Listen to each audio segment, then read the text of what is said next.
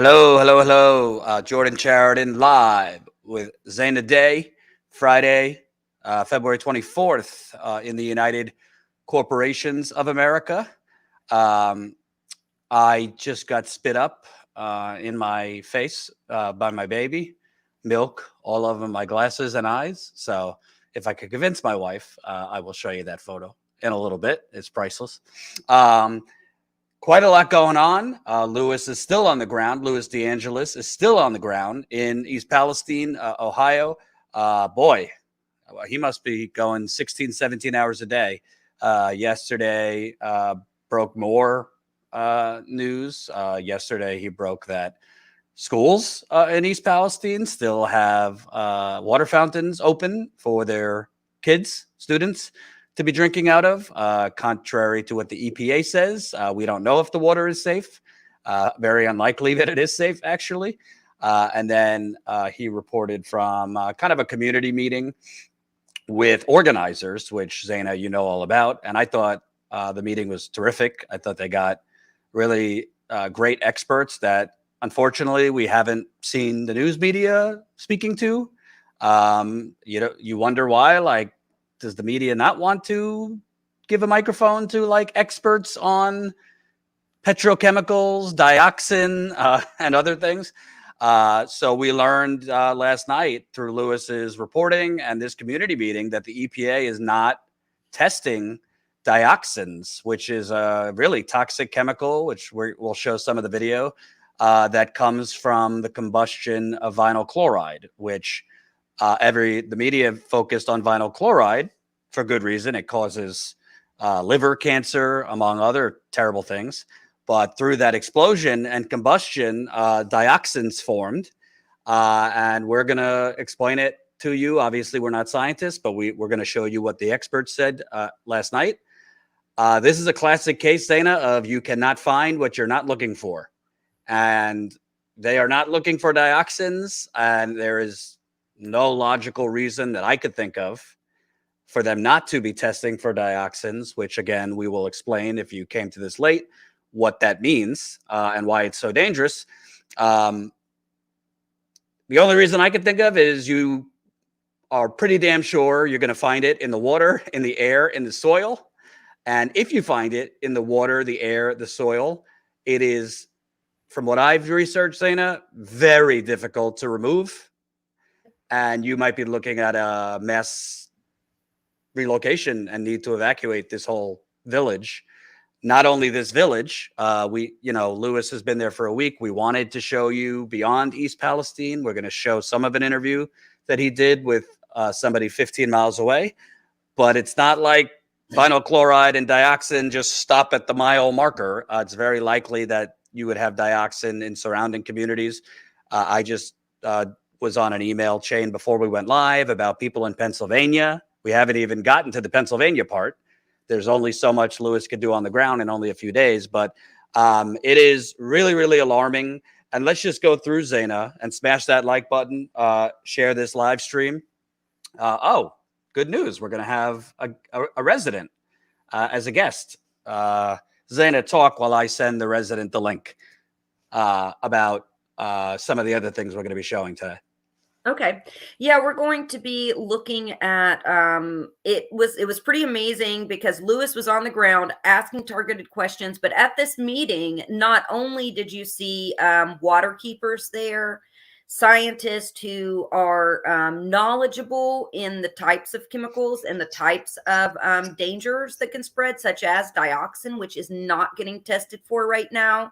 He also spoke with several community members about their fears, health issues that they're currently having, and the roadblocks that they're having right now to getting assistance. These people are not only worried about their physical health, but also, as some residents have told us, we don't know if we can plant food in the summer, if that's going to hurt us. This is Appalachia, so a lot of people rely on well water for drinking water, for one.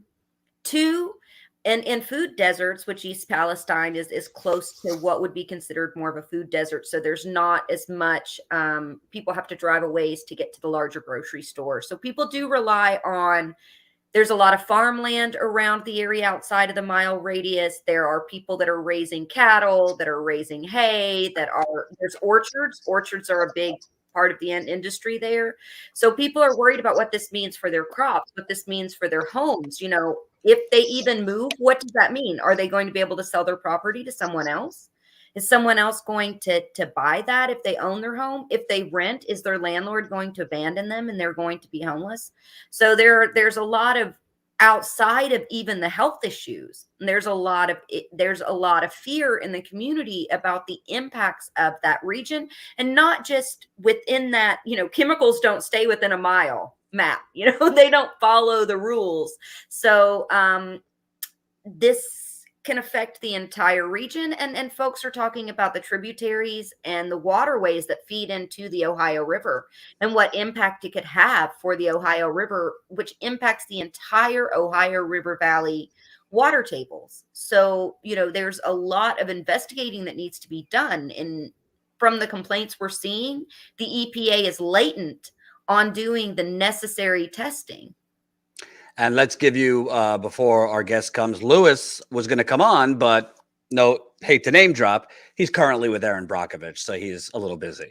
So Lewis won't be coming on right now, but he's with Erin Brockovich, hopefully interviewing her. So before we bring on our guest, I want to just give you a quick rundown and smash that like button. In 5 days, everything we've broken, because it's pretty damn staggering. Number one, what we just told you, they're not testing for dioxin, which is a dangerous, dangerous chemical. It could lead to cancer, miscarriages, autoimmune issues, vaginal bleeding. I mean, a whole long list of things. It is very difficult to remove from water, air, and soil. Number two, the health clinic that the governor was referencing, that if you're having symptoms you could go to, might as well be a therapist. It's just advising people what they could do. It's not treating people. It's not giving them medication. It's basically giving them referrals. So kind of a delayed situation if you're in an acute situation with chemical burns, dizziness, your throat is on fire, vomiting. You don't really want to go somewhere as a middleman. You want to just go and get treated. Number three, we broke that they are, again, allowing children in the schools to drink water out of the fountain. Kind of problematic. We broke, the days are kind of a blur, but we broke that they are sending in basically germ cleaners into people's homes to clean the petrochemicals in their home. This is not like a knock on the company, because the company just, you know, got the contract, but the company said they are not hazmat certified. They are a germ cleaner. They typically go bacteria, cleaning for bacteria, germs, and essentially it seems like from the video we had, they might have made things worse through their cleaning routine. Those are just a few things we've broken. And Jordan, on top of that, some folks requested new cleaners come in, and apparently a ministry was brought in with volunteers, mostly elderly folks, coming in and cleaning people's homes. A ministry, also not hazmat certified, putting those peoples in harm's way. So Norfolk didn't bring in actual cleaning companies that could deal with chemicals, which per home would be, they were getting, you know, some of the residents were getting estimates themselves between $700 to $1,500, right, per home. So instead of paying that, this multi-billion-dollar company, Norfolk Southern, brings in volunteers from church ministries to clean. It's crazy. And you want to know what? Let's while we have people on that, Colin, let's play some of the video. So we played some of it yesterday, but let's play some of the video with Jeff. He's a resident with a 100-year-old mother living in this home. Let's play some of it's a little dark because the lighting wasn't good, but let's show you what it's like in these homes and a little bit more information on sound effect. You could just start from the beginning if you want. These fans, if I shut these fans off or whatever, it's even worse. Right. I mean, it's, Yeah. you see what I'm talking about? I mean, you can actually set, just by and just by breathing, you know the stuff. You know what I'm saying? I don't know what chemical it is, but like I said, all these walls and stuff got to be, you know, for instance, that car was in the garage and everything, and it was clean and everything, and now it's got all kinds of black soot on it and everything because of these chemicals, you know, when that explode, you know, when they actually blew up the chloride and everything, you know. Yeah. Were you home when when the derailment happened with the fire and everything the first time? Yeah, I was over at East Palestine High School. They just finished a basketball game, and my niece come over and everything. Said, "You gotta get good." Of course, that was like around 11 o'clock. She said, "You gotta get Grandma out of here. You gotta get." I said, "What's going on?" She said that there was on that derailment and everything, there was 5 vinyl chloride. They had, and like I said, that stuff, if it explodes, then, you know, Palestine's going to be wiped off the map. Yeah. And then we find out a week later, there's 15 other 15 other cars that have other chemicals in that.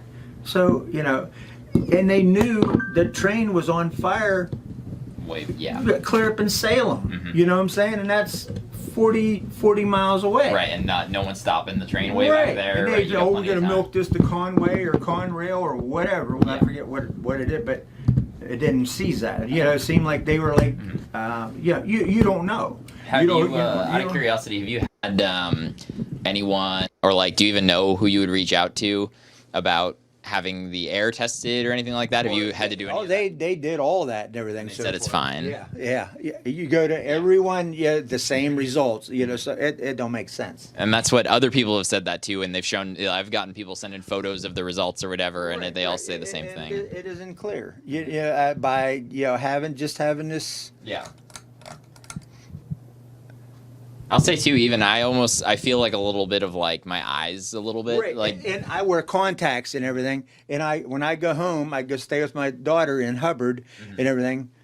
I'm like, either if I'm driving home, if I have my contact, there's like gobs of stuff come out of my eye, which usually it don't. Right. I wear contact, and like I said, it's so something's in the air, and I don't know how to. I don't mean to be a pain to anybody or whatever, but like I said.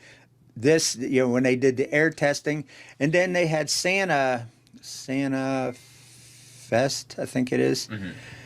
They had Santa Effect.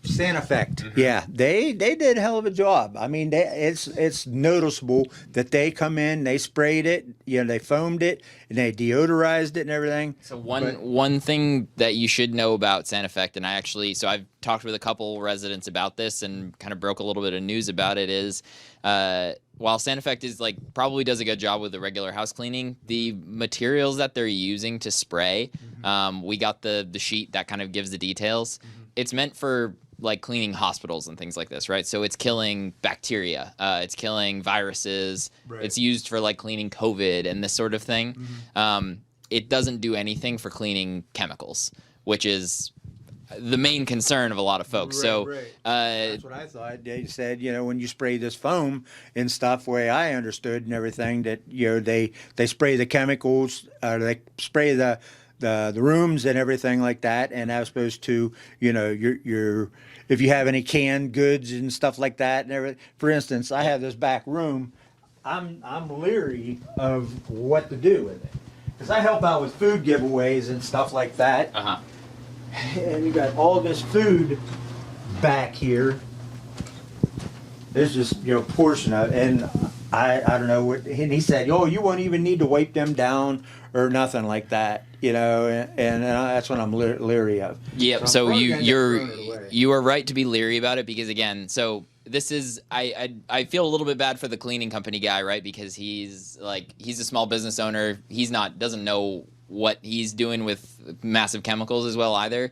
Norfolk Southern contracted him out. Santa Effect is not HVAC certified. This is an HVAC situation. Absolutely. Yeah, for real. And the fact the thing that bothers me about the Santa Effect stuff is he's telling people, oh yeah, your canned goods are fine. You don't even have to wipe them down, and he doesn't have an HVAC certification. That's dangerous. Yeah, well, I guess I know what I'm going to do with this stuff then. Yeah, again, I'm not even going to pretend that I'm an expert either, but right. a decent number of Google searches and verifying with I got the sheets from a resident who also used SanEffect and looked at them, and it is not. I can assure you, it is not meant for cleaning You could, the chemicals that were burning on that. You train. could pull out, I Colin. guess he'll. So, can I ask you a question, Zaina? Yeah. What kind of fucked up country do we live in that this poor gentleman and his 100-year-old mother who was living there, thankfully he got her out of there, he's being informed by us. He's being informed that us who just did a little due diligence and Googled this company, SanEffect, to find out, oh no, they are really just a hospital grade cleaner and they clean for bacteria and germs. Not if you have a chemical mushroom cloud bomb over your house and around your neighborhood. He was like, yeah, they did a really good job. The local media is not looking into who Norfolk Southern was sending into people's homes. The government didn't care. So it's giving residents like this got a false sense of security in the first place because the company didn't tell them all the chemicals that were being exposed. They're getting a false sense from the EPA, who's telling the air and water and soil is safe, even though we're now finding out, which we're about to show the audience, they're not even testing for possibly the worst chemical that could have been released. And it takes Lewis and Status Coup just on the ground going into people's homes to tell this poor man, hey, by the way, that was not a thorough clean for possible petrochemical, toxic gas exposure. And, to me, it feels like a massive gaslighting in order to get industry going. So they could, clean up the tracks. Literally gas lighting. Gas lighting. Mm-hmm. Literally. And it's scary because even this health clinic, another thing that we broke was that the Ohio Department of Health did, Governor DeWine did start a health clinic there in a local church. What's missing, though, is this health clinic doesn't diagnose. It doesn't take vitals. It doesn't do blood or urine testing. Basically, what it's set up is a psychological evaluation of the individual, and then all they're doing is passing on what this person says. So it's almost like a little info gathering clinic and not a clinic that's designed to help anyone with their health issues. Right. And I want to read Lewis was going to come on, but he's currently with Erin Brockovich, not to name drop. So I'll just read you what he sent to me. Lewis texted me before we came live. Someone I had been trying to reach just sent me this. Thank you for reaching out. I'm sorry for the delay in response, but I've been terribly sick along with my children. I actually just left urgent care in Columbiana, and they told me to go to the hospital immediately. So I'm in the waiting room at, I don't want to name the hospital. To be honest, I feel like I'm dying. My twin girls, both 13, were diagnosed last week with chemical exposure and chemical burns. I have documentation of this. We live on West Martin Street in East Palestine.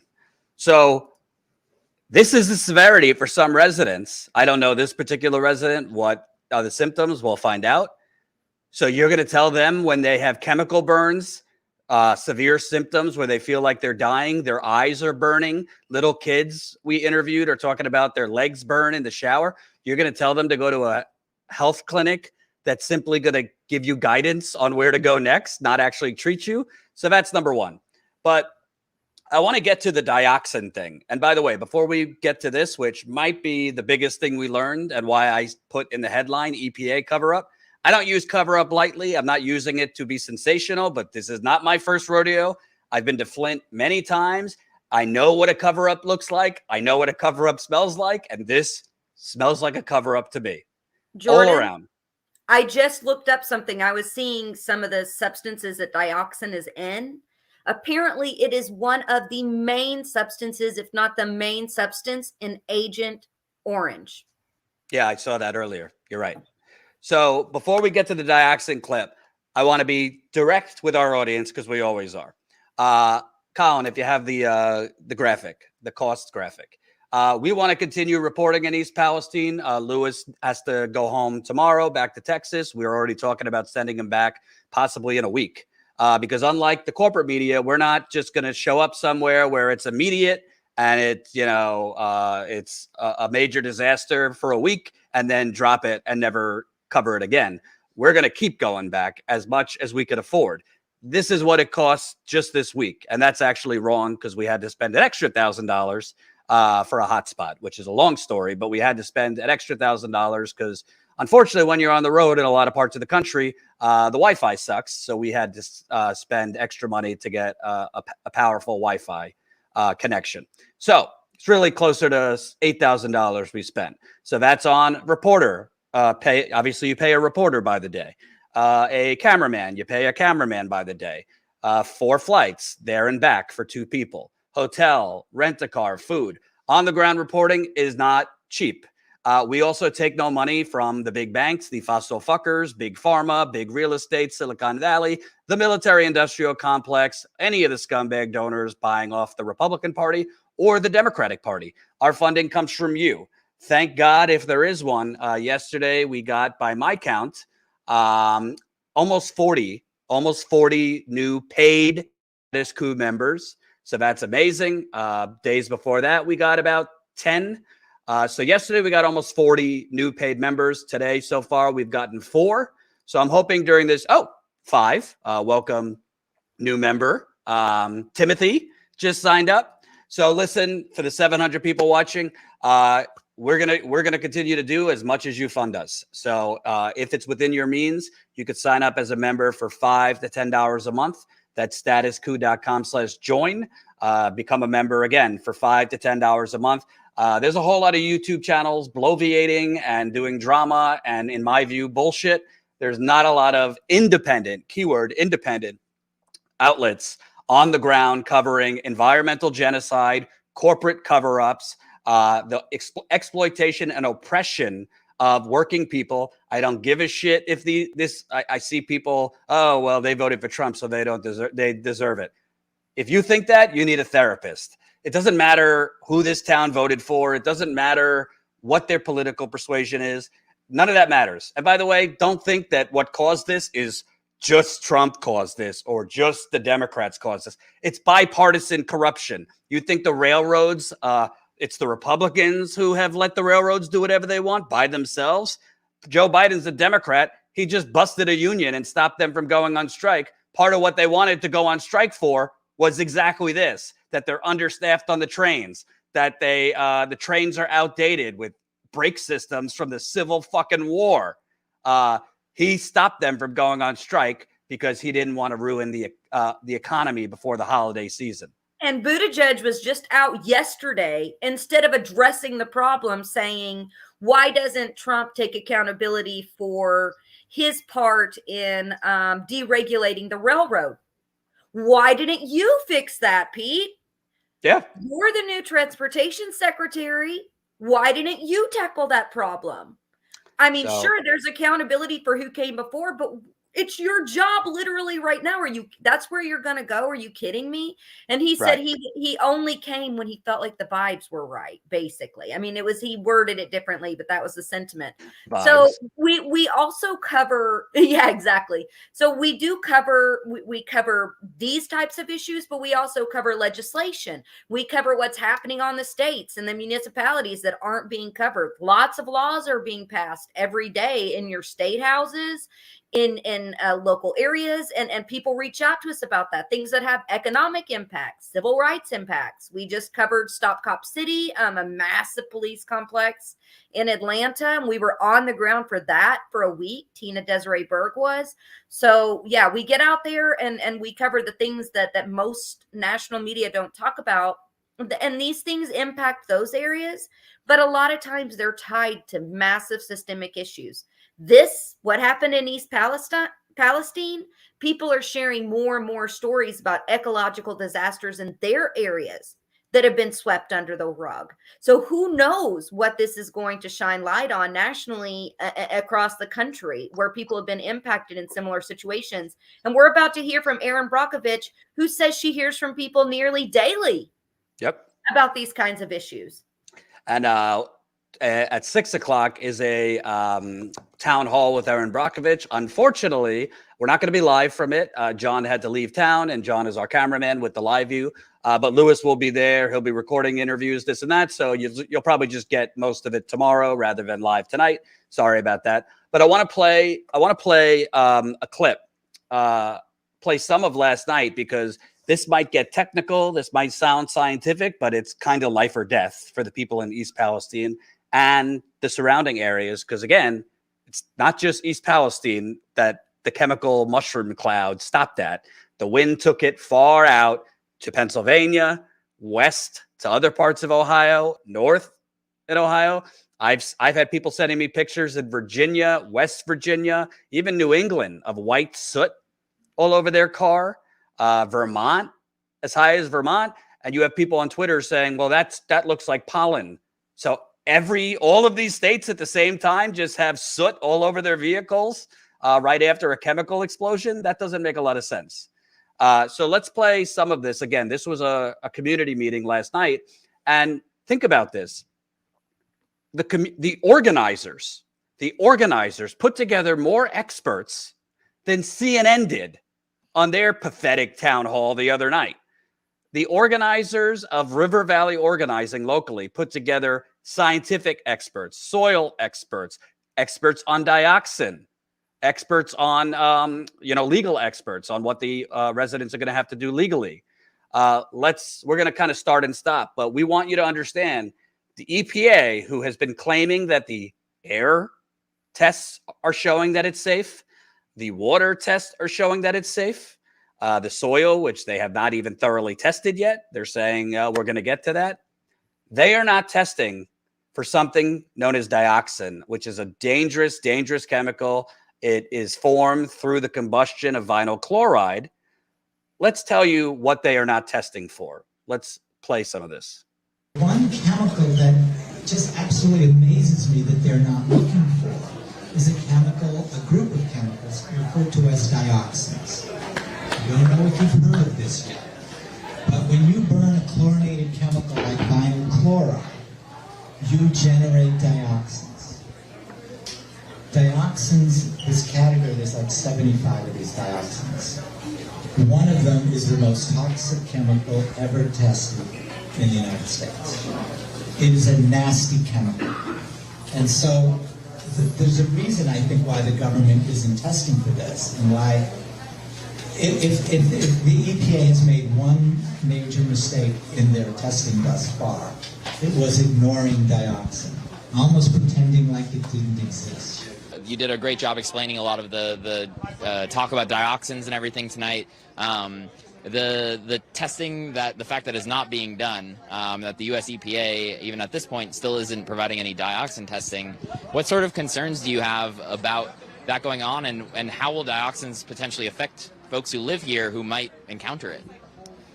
Well, if they don't do the testing for the dioxin, then people will never understand what the risks were they were facing here as a result of this accident. They'll understand some of them, of course, but they'll miss out on a big part of the danger and the risks, the health risks. And so dioxin is an extraordinarily toxic substance. It causes cancer, reproductive problems, developmental problems, immune system problems, diabetes. I mean, the list goes on and on and on. So, but these are all subtle effects that will affect people over their lives. So it'll be hard to say that it was the dioxin that did these things, but it will contribute to their adverse health. There's a long history in the EPA. Our organization had a campaign. We wrote books, several of them, about dioxin from the mid-90s into the early 2010s. And EPA still has not released its final cancer assessment for dioxins. And they won't release it because when they did their risk analysis, they found that the risk was so high that they would have to shut down good portions of the American economy. And for dioxins and chemicals like dioxins, once they are in the soil, they don't break down very easily.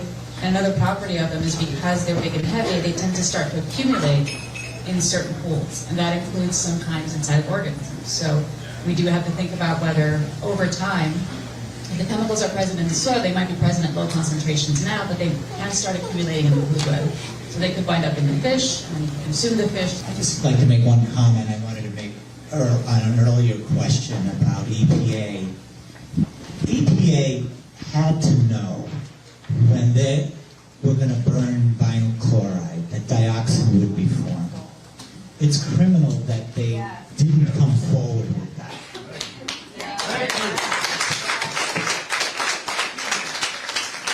And I think it's in some ways up to the folks in this room and in this town to hold them accountable. Them and, of course, Norfolk Southern. I guess, do you have any idea why the U.S. government at any level, the EPA, Colin, can we pull isn't out for a testing second? for this? So we're going to play more of that, but I just want to highlight what I think is the most important stuff.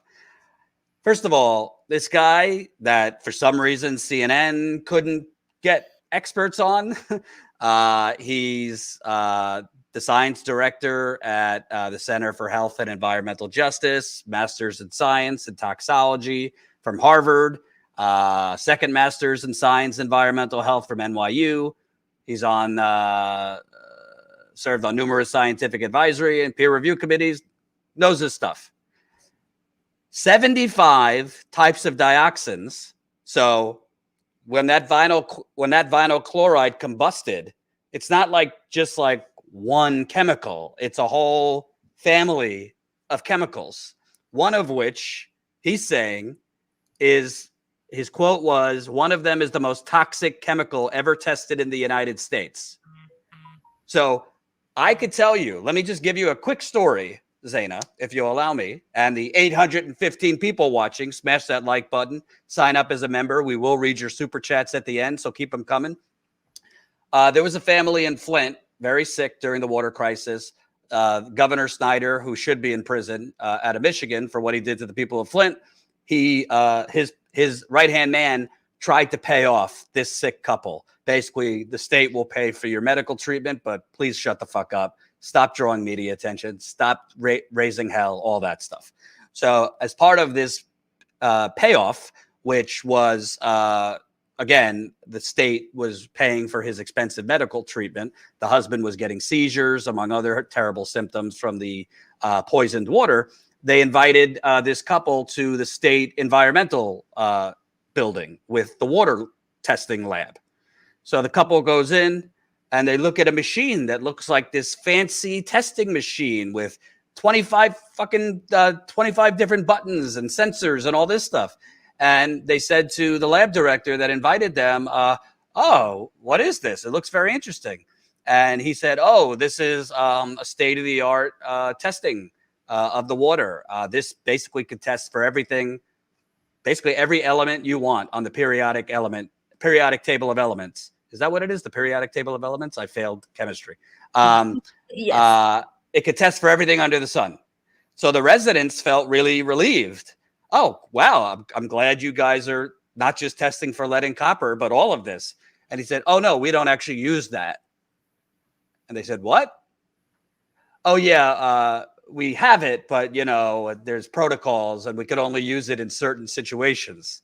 So, these being Flint residents and not known to, hold in their ire, they said, "Wait a minute. So there might be all of this shit in our water and you're only testing for two things?" And the guy, kind of knowing oh shit, we're getting exposed here, was like, "Yeah, there's a lot of," literally said, I'm paraphrasing, "Yeah, there's a lot of messed up things that go on in state environmental departments." That's straight up some Elizabeth Holmes Theranos nonsense. Right. Oh, look at this fancy machine. We could be testing your water here, but instead we're just going to test for these, two things. It's crazy. It's crazy. So when this guy says vinyl chloride, which was the most dangerous chemical that the media was reporting that was on these trains, when it combusts, it forms dioxins. Let's just read from the EPA. Colin, if you have the sheet that Zaina sent.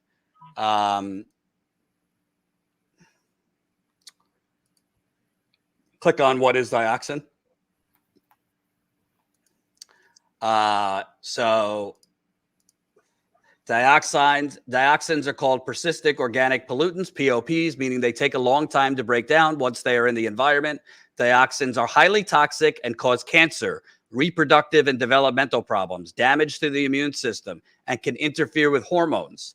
Dioxins are found throughout the world in the environment, and they can accumulate in food chains, concentrating mainly in fatty tissues of animals.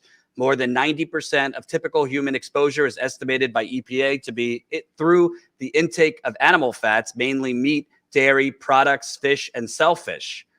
Well, it could also make humans. Going down, Jordan. Oh. There's something at the bottom that I would love folks to see. Sure. Which see part? where does it come from? Keep going. I think it's down closer to the bottom.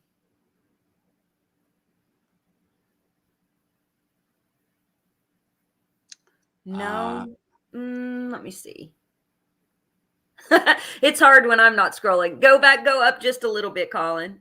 I apologize. It tells us here in one section how it gets into the air. And where does dioxin come from? Yes, I think so. Industrial activities. Dioxin is not produced or used commercially in the U.S. It is a contaminant formed during the production of some chlorinated organic compounds, including a few herbicides such as Silvex. Over the past decade, EPA and industry have been working together to dramatically reduce the production of dioxin and its release to the environment.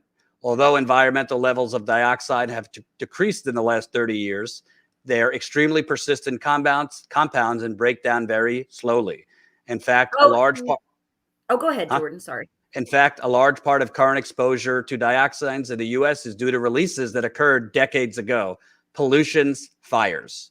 So, also, it says on the website, according to the EPA website, dioxins are a toxic chemical compound that can get into the drinking water from air emissions, from waste, incineration, and other combustion with deposition to lakes and reservoirs. So it can go from the air into lakes and reservoirs. It also notes that the deposition of toxins can land on the ground and then eventually, and they're not even testing the dirt right now, right? And so it says that it can eventually erode. So it sticks around on the ground and can erode into the drinking water in the water tables. On the EPA website, it says it can go from the air onto the ground and into the water tables. It also says it can go from the air directly into water tables.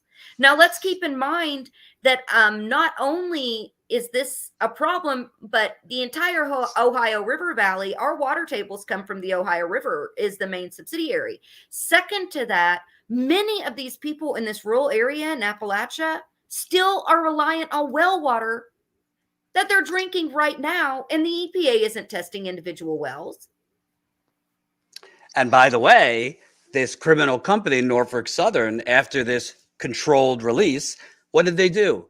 They literally just kind of like dug over the soil.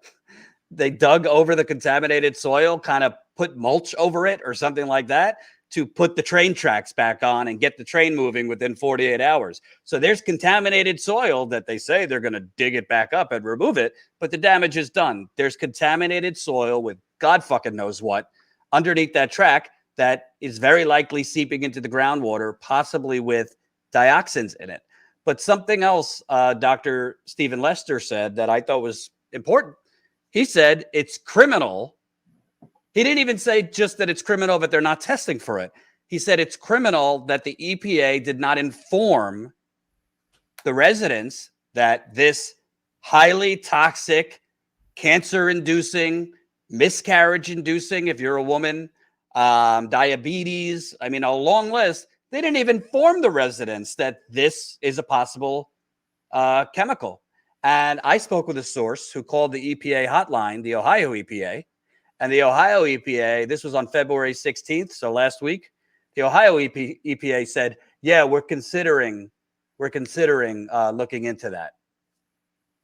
Oh, I'm glad you're considering looking into, and I quote, one of the most toxic chemicals ever tested in the United States. showering the air over Ohio, Pennsylvania, and possibly some other states. I don't really think this is, being too dramatic. I don't think it's, well, let's not say what I think. Lewis asked, you could pick up the video, why do you think they're not testing for it? And I think Stephen Lester said why I think they're not testing for it. Let's go back to that video.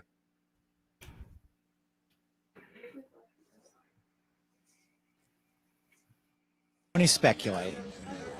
What I suspect is they're afraid that if they test for it, they'll find it. And because it's so toxic, that people will be justified in their concerns and their fears about what could happen to them.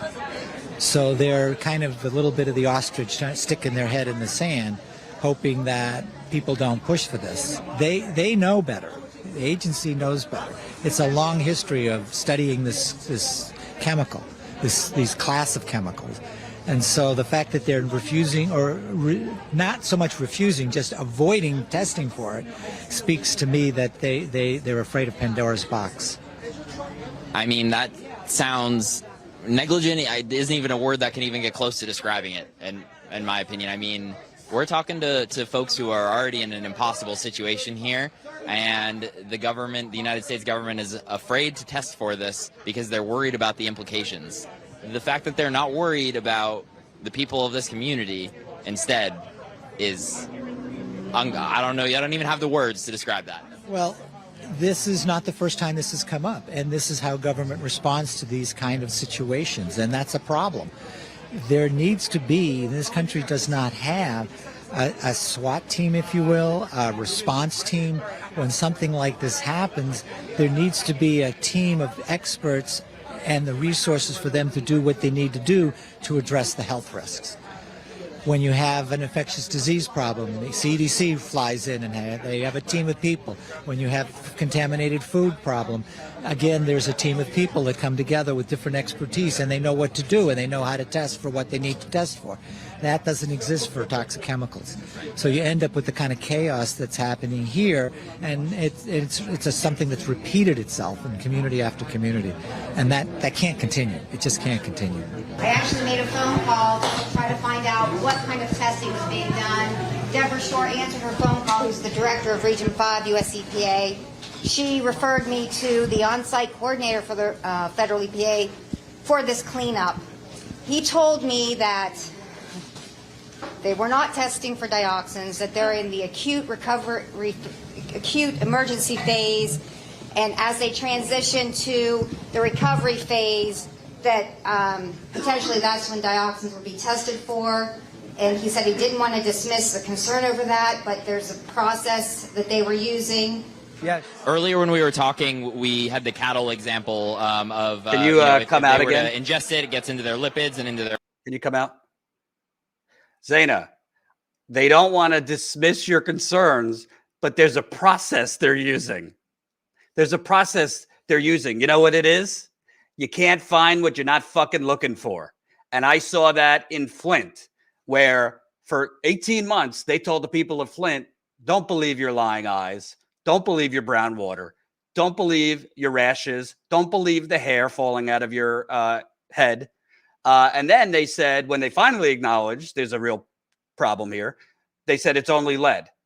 Well, there was a lot of symptoms that residents were getting that wasn't lead doesn't typically cause. And the residents were talking to independent experts, not on the payroll of the EPA, not on the payroll of the CDC, and independent experts who were testing their homes, independent water testers, were finding all sorts of bacteria. But then the state was demonizing the independent testers because you know what? If you find all this other shit, it costs more money. And you might have to start relocating people. And it seems eerily similar. And by the way, there's going to be some of the victims of the Flint water crisis there tonight at Erin Brockovich's town hall, which starts in less than 2 hours in East Palestine. And I talked to one of them and I told her straight up, like I'm a worried brother, don't fucking go to East Palestine. You are immune compromised. Well, everybody in Flint is immune compromised. Even if you're not immune compromised, I don't think East Palestine is safe right now. But she and other Flint residents are going with full respirators, thankfully, and a lot of other protective gear. but this seems so eerily similar to me, because what is the process? The EPA, sure, it doesn't have the funding that Ukraine is getting from us, but the EPA's got enough funding to do this testing. They don't want to do the testing because I think, like he wisely said, they don't want to. I wrote it down because it's so toxic. People would be justified in their fears. The EPA knows better. The agency knows better. They have a long history of studying this class of chemicals. The fact that they are avoiding testing for it speaks to me that they are afraid of opening Pandora's box. If that's not a cover-up, I don't know what is a cover-up. Lost your audio. My daughter was running in and out asking for cereal, so I muted a second ago.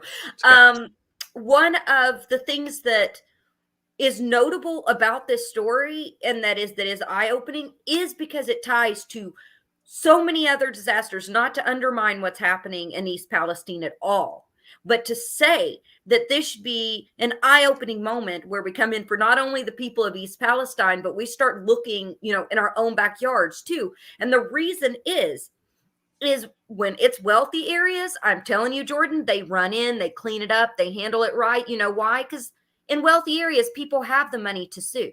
They got the money to get the big high dollar lawyers. Well, somewhere where folks are more economically suppressed, they're poor, black and brown neighborhoods, is where this type of pollution happens on the reg. These businesses will build these massive industrialization zones or be irresponsible with things like, maintaining the railroad tracks in poorer communities, because if something happens there, it's less of a risk for them. And one of the things that we kept hearing from residents over and over again is, we're not stupid. We can find this stuff out ourselves, and we deserve answers. But the way that the EPA is treating them, the way that Norfolk Southern is treating them, they're infantilizing these people. And they're not giving the people the information that they deserve in order to keep themselves and their family safe. And I think part of that ties into exactly what happened in Flint, which is discounting the intelligence of these people in these areas and steamrolling over them because they don't have the resources to get the big high dollar lawyers and fight back. Can I just say something, Zaina? Sorry if I'm a little pissed off and my newborn literally spit milk in my face. Welcome to the club. You've officially been. If my wife would let me show it, it's very cute. I have milk all over my glasses and my eyes. I digress. I'm going to take off my glasses because I'm so pissed off. You're saying, why aren't they telling them?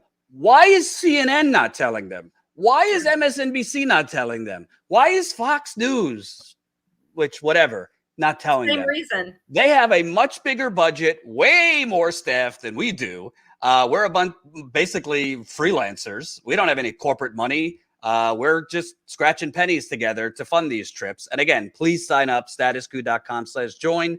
Please help us. We have already got 8 new members today, 37 new members yesterday. I would love to get past, maybe closer to 100 new members on this trip. Because let me tell you something, we want to go back to East Palestine. I already talked to Lewis about sending him back in a week. He's got to leave tomorrow, but we want to send him back because the truth is, and I've learned this, Zaina, the cover-up truly begins when all the cameras leave. That's when the corporate cover-up begins. That's when the government cover-ups begins. The media is usually in on it.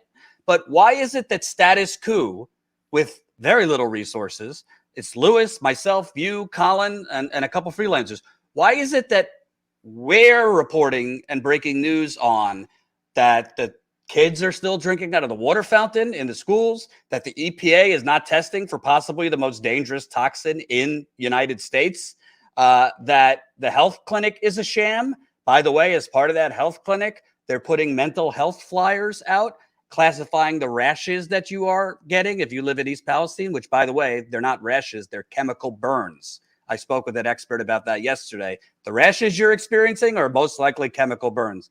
But the Ohio EPA has on a flyer gaslighting you that those rashes are due to stress.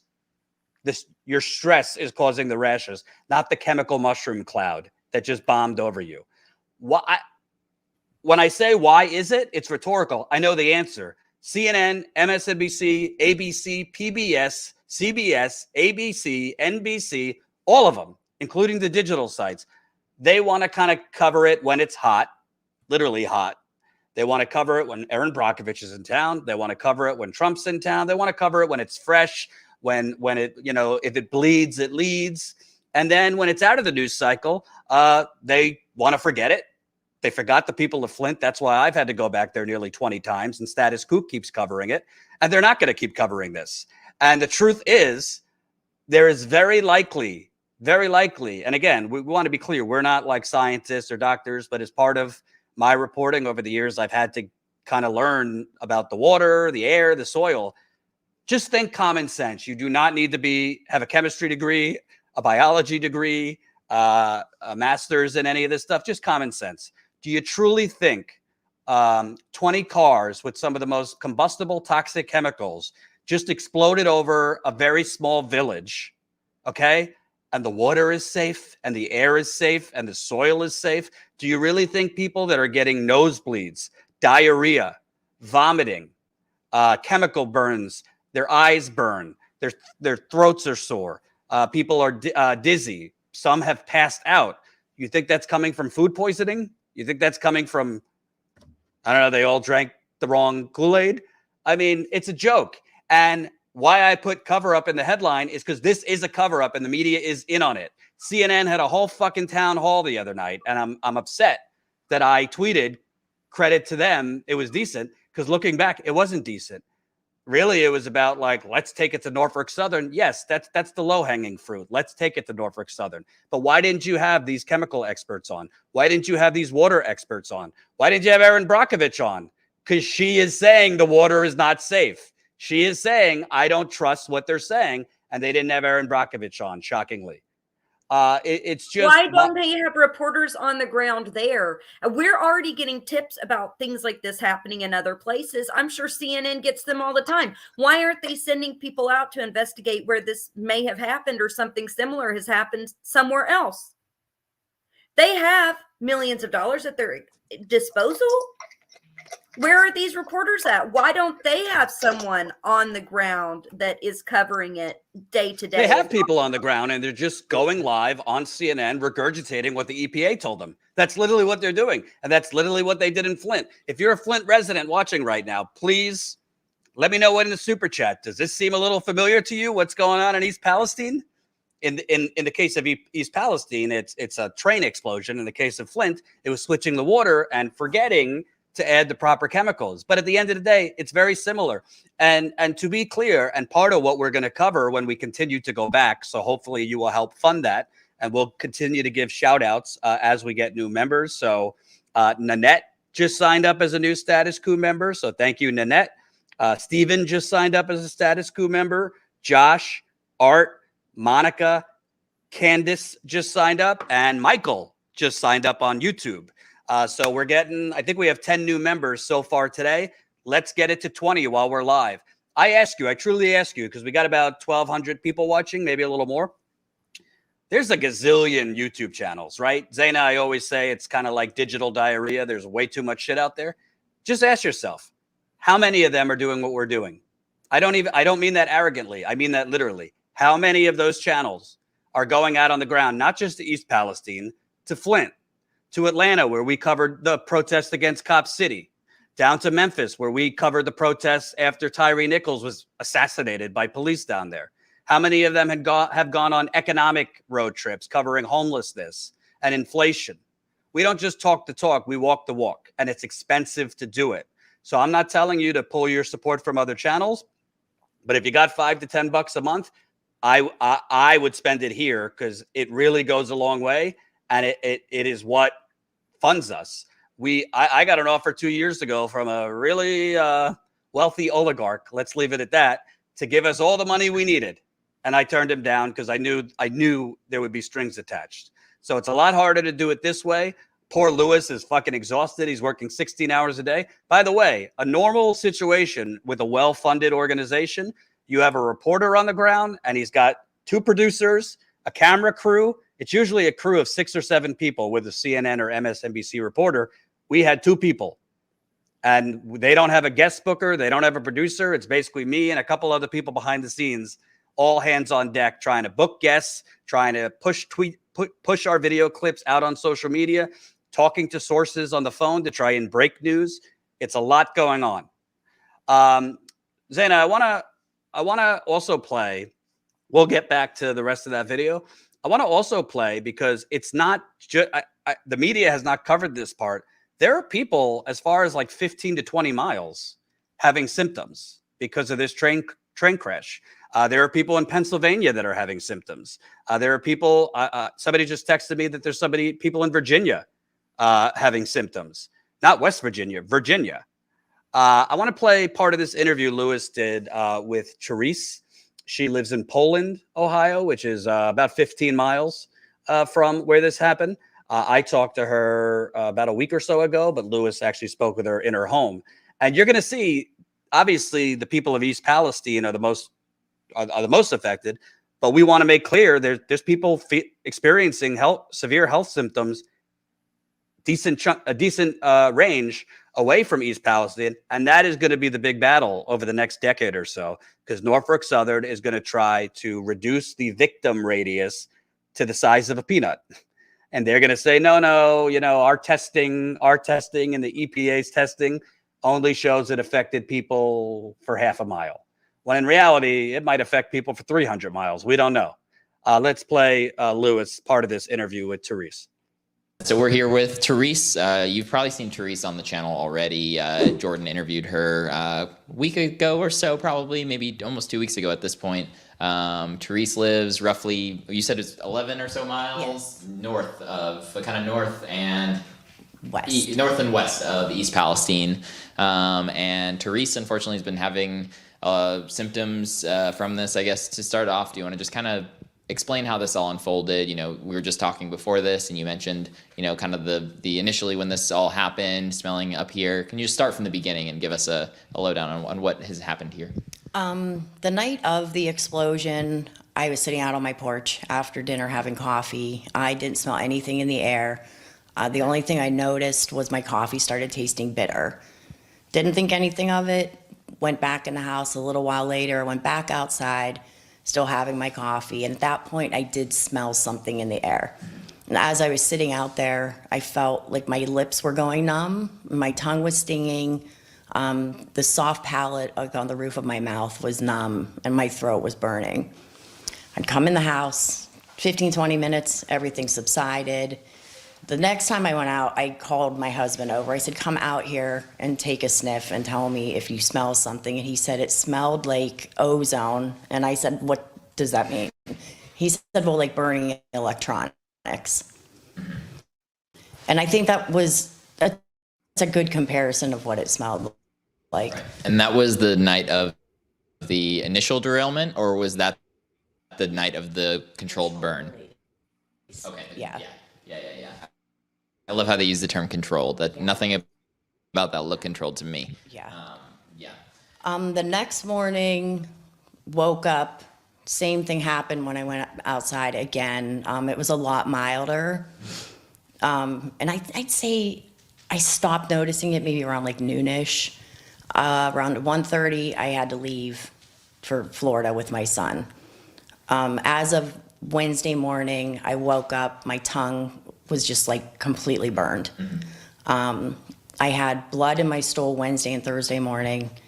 I think that whatever it was, and Erin Brockovich told me this, it could have gotten into my coffee, which I was then drinking. So it just went through my entire system. My doctor noted signs of chemical exposure in my mouth and throat, but also in my nose and ears. And right, I believe the first time you spoke with Jordan, it was before that doctor's visit, and you provided him with an update, and the doctor even said chemical exposure. Yes. At the time, he told me he did not want to do blood work. I have since called him back yesterday and put a question in with his nurse to get me into a lab to get a diagnostics run on my blood. I still have not heard back. Gotcha. Which is concerning.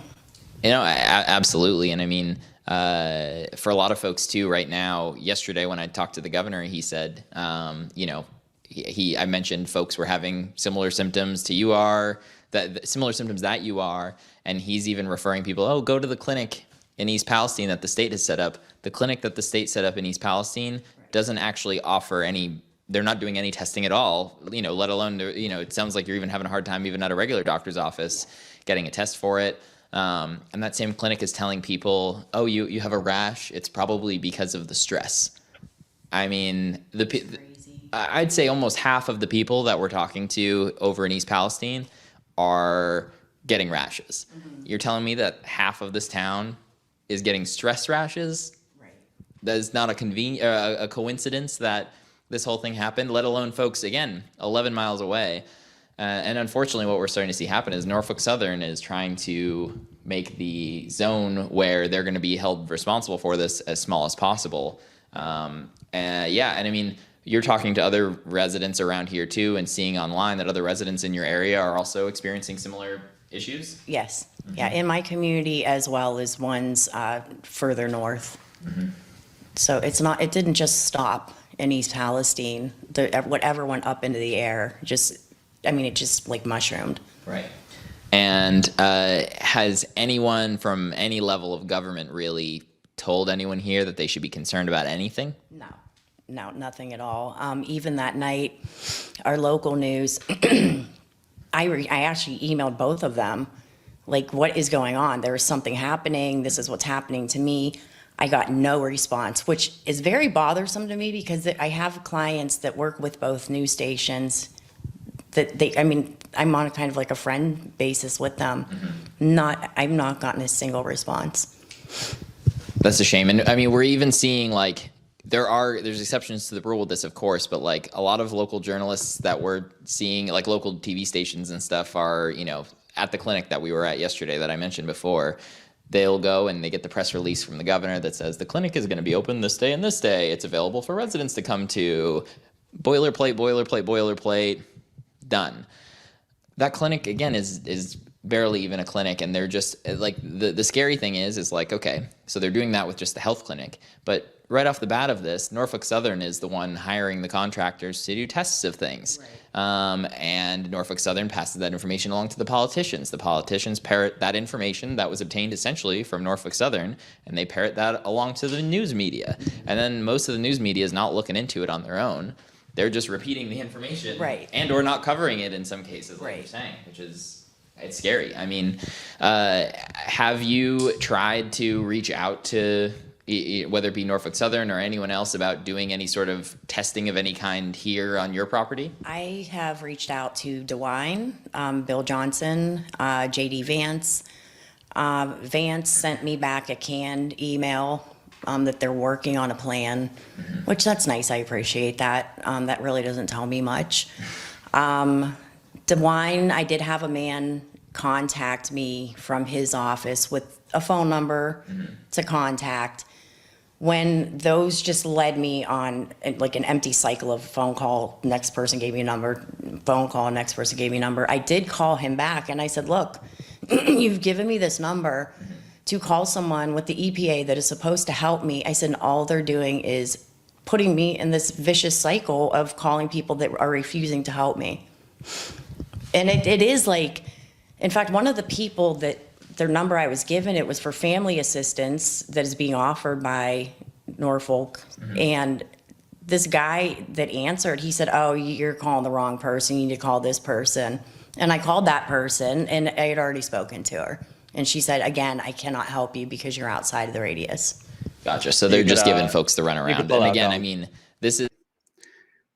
So we're going to air, we have a lot more content, including that to air over the weekend and as the days goes on. So we'll post that whole thing. But Zaina, again, I think she's 12 to 15 miles away. Burnt tongue. Let's just call it what it is. Blood in her poop. I know she told me that her eyes were burning. Her husband was having some symptoms. She told me that other people in her neighborhood were. The news channels are not really reporting that people in their area are having symptoms. They're not getting any information from their local mayor, their senators. So the people of East 1 mile radius is insane. Think about it. think if you live in a city or wherever you live, think about what it takes to just drive 15 miles. How short of a distance that is. You know, if you have a storm roll in, oftentimes that storm, it'll be raining within a 15-mile radius, right? That's nothing. That's a, you know, that's a 15-minute drive at 60 miles per hour, you know, a 20-minute drive, maybe. It's nothing. And it's so crazy to me that they're not doing any kind of expanded investigations when this is a burn that literally went, a smoke cloud went up into the air. So it's transported that way. So what is this 1 mile radius? And I think you're right. I think the 1 mile radius is created just to circumvent liability. I'm sorry, my phone's buzzing. I just now got all my text messages in for the last 2 hours, Jordan. I'm not sure why. So I've got like 5 from you and like 10 from so you guys may hear it buzzing in the background. I apologize for that. But I by saw the way, from you and I was like, oh, great. Those were late. Would have been nice to have before.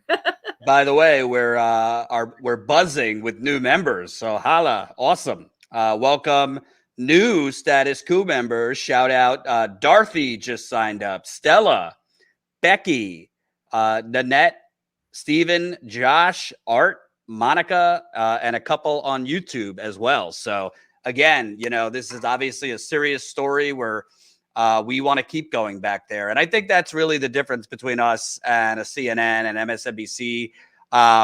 We're not going to like parachute in somewhere and never come back again. You know, I've actually been criticized, believe it or not. Why do you keep going back to Flint? There's so many other places. And I say, well, I'm only one person, so I can't get on my broom and go everywhere. But to me, you have to keep going back to places like Flint, East Palestine, because if you don't keep exposing the truth, if you don't keep the pressure, not only on Norfolk Southern, there's plenty of media that's focusing on that part of the story, and that is important. What they knew, when they knew it, all their lobbying to loosen regulations, all of that. But that's only half the picture. The other half is what happens after the fact. The EPA cover up. I think the NTSB, the National Transportation Safety Board, is not really doing much here. Pete Buttigieg, who will play a clip of him in a fucking hard hat, looking like a moron in East Palestine.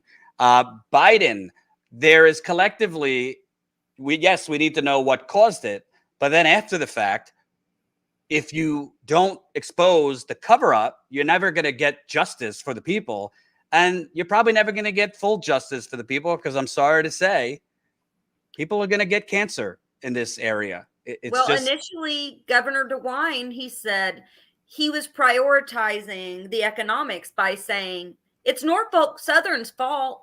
They should have to pay to do everything. And people were asking him, what's going to be the checks and balances on that? And he said, that's their responsibility. You know, essentially the people of East Palestine can lawyer up, you know, because he said, you know, we could take the civil route if they don't do their job. But if people are dying and getting sick or getting cancer in the future from this, he's since switched his tune.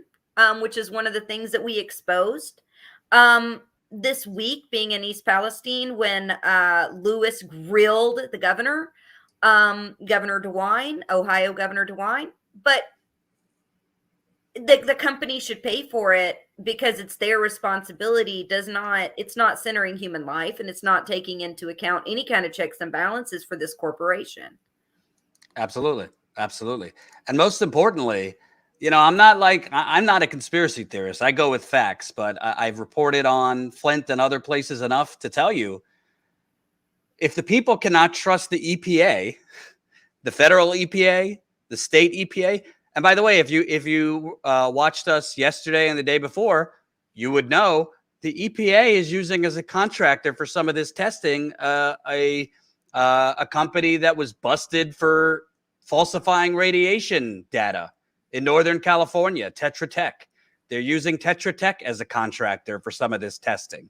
Tetra Tech in the Hudson shipyard in Northern California. They were caught in the 2010s swapping out data to try and make it look like it was all clear for radiation levels, and people went to jail for that. Norfolk Southern was using a company, CTEH, that is known as basically like the servant of of the chemical polluters. They went in after the BP Deepwater Horizon spill, CTEH, and for BP said, oh, everything's fine here. The air's fine. The water's fine. They are known as kind of like the hatchet man that gives the numbers the client wants. So you have Norfolk Southern using that company. You have the EPA using Tetra Tech, who again was busted years ago for falsifying data. You have the EPA not testing for dioxin and not even telling residents that dioxin is very likely in the air and water, because that's what happens when vinyl chloride combusts. I don't know how people, I mean, I'm talking to residents on the phone, even though I'm not there. I've been talking to residents all week. They literally are just running around like chickens without a head. They don't know what to do. They don't know where to go because a lot of them don't want to go back to their homes. They don't know where to bring their children because a lot of them don't want to put their kids back into school. They're not getting reimbursement, like their house being purchased this week and relocation. So they're being forced to go home into, when I see people in the chat say, why are you going back there? Get out of it. Well, where are they supposed to go? This community is mostly poor people. Same thing with Flint. Where would you like them to go? And many of them noted that their entire family lives in this area. So where do you go if your entire family lives in this area? It's a mess. Colin, can we also play, Lewis interviewed Jamie Wallace. She's one of the lead activists so far in this community. She's with River Valley Organizing. She was instrumental in putting together the community meeting last night. I spoke with her last week. She was crying on the phone. Her kid has had symptoms. She has had symptoms. And she was, even though she's an organizer and trying to rally the community to fight Norfolk Southern, to get the true numbers, to get water bottles delivered in, to get resources, to get Erin Brockovich to town. She's also dealing with all the personal stuff we just talked about, like, where do I go? Where does my kid go? And she was kind of, I think, shaken by the revelations that the EPA is not being honest with the residents. Let's play some of this interview. With Jamie, we've talked to Jamie before. Jamie has also been absolutely instrumental in getting the stories that we've been getting out. So I want to seriously thank you, and thank you for all the work you've been doing here. You're walking around, and folks respect you. Folks know that you're out here actually fighting for them. And I know a lot of our viewers and everyone who are watching, and me personally, I'm seeing it, and you're crushing it out here. So I know you might not get the recognition all the time, but you deserve it. You're working your butt off over here, and it's obvious. I guess what are your thoughts after this town hall here? How do you think everything went tonight? I think it went good, but I think I have more fear. Even though we helped organize this, I hadn't sat down and talked to the scientist. And it's exactly what I expected. They don't know. There's all this, they can say what they think it is, but people don't know because it hasn't been tested. And that's what I've been trying to drive home. That's why I wouldn't go home. If you haven't tested it, you can't tell me that it's safe. No, absolutely. I mean, the conversation around dioxins tonight was alarming, eye-opening. I mean, I said earlier, if that's not freaking front page news on every single thing across the United States that this isn't being tested for, I don't know what should be. We talked to a woman from she was like a water environmental activist, and she said one thing to me that really stood out, and it was like, the reason it's not being done is right now the government is prioritizing speed, cheapness. Like these sorts of things are like they're putting let's get this done fast and cheap over people's lives in East Palestine to save a couple bucks. Right. And where's the supervision? The EPA came out and said the railroad covered up that pit. Why wasn't someone watching? Right. Why were they allowed to do that? I've never been one of those people that believe in the government conspiracies, but I believed what I saw with my own eyes and what I smelled. You know, when they said it's safe, evacuation lifted, go back home, I'm like, I don't care what a scientist says. I know my gut instinct. I smell it. I see it. So, yeah, it's... Yeah, and I mean, we also, yeah, it's overwhelming. Like I said, the amount of issues that we have right now, the things that we just learned, that as we sit here right now, we could be breathing in. Like, I'm feeling very overwhelmed right now. I'm feeling angry. I'm pissed. You know, nobody is coming in to help. I mean, we're seeing some of the politicians now. We're getting some of the help now. But why didn't we get that before? Right. You know, our lives do matter. Absolutely. I mean, the fact that it's taken essentially almost 3 weeks at this point. I mean, it's almost 3 weeks since this happened initially, and now now the EPA is coming, now FEMA is coming. That delay is outrageous. You know that when something like this happens, what happens early on is going to be what's most important to make sure that this all happens, right? You got to make sure that these folks are taken care of. We talked to your health expert tonight, and I asked him, and I was like, hey, you know, why do you think that the US EPA at this point, we just heard tonight during this meeting, isn't testing for dioxin? And he told me, he's like, it's speculation, but I think that the government is worried the can of worms that they're going to open if they find it. They're worried about the can of worms they're open. They're not worried about we saw the gentleman with the little baby in here asking, what am I supposed to do about this? Because how do you remedy it? Like, the pollution is so widespread. How do you remedy it? You know, and I talked to men that were sitting there with tears in their eyes saying, as protectors, we're supposed to protect our children. We can't do that right now. We're taking them into homes that we don't feel safe in, not because, you know, we want to, but because we have to. We don't have the means to pick up and move. We don't have anywhere to go. Someone from the railroad said, well, why are you driving from West Virginia? You can't stay with family? And like I said in there's 47 of my family live within this 1 mile zone. Which one of their houses should I have went to? You know, I just feel helpless, I guess. We need help. We need help now. We don't need money years from now. We don't need, you know, to worry about anything else except for immediate needs and getting people out of here. We're being poisoned slowly. That's what's happening. Shame. And I mean, even today they were talking about the water. You know Ronnie and some of his friends that we interviewed them the other day, and it was like he came up, he's like, oh, can you interview me and my friends? And I'm like, oh, I'd love to. Let's just make sure it's okay with the parents and everything. And they're like, sure. And I'm asking him because I think that the impact on the kids it's insane that these kids are having to go through this right now. So I'm asking him how it's going, and I asked them how it is at school. And the kids told me that they can fill up their water bottles inside of the school still today. We just heard again in there that the water isn't being tested for dioxins. The tests that had been being done are being done by CTEH and Tetra Tech. We've done some reporting on both of those companies. Both of them have questionable pasts at best with issues of falsifying information, with mishandling of data. And in the schools, because the water is safe, a kid could fill up his water bottle right now. That, it drives me nuts. Right. It's safe, but drink bottled water, you know. The mixed messages. It's safe to breathe the air in Mahoning County, but stay indoors.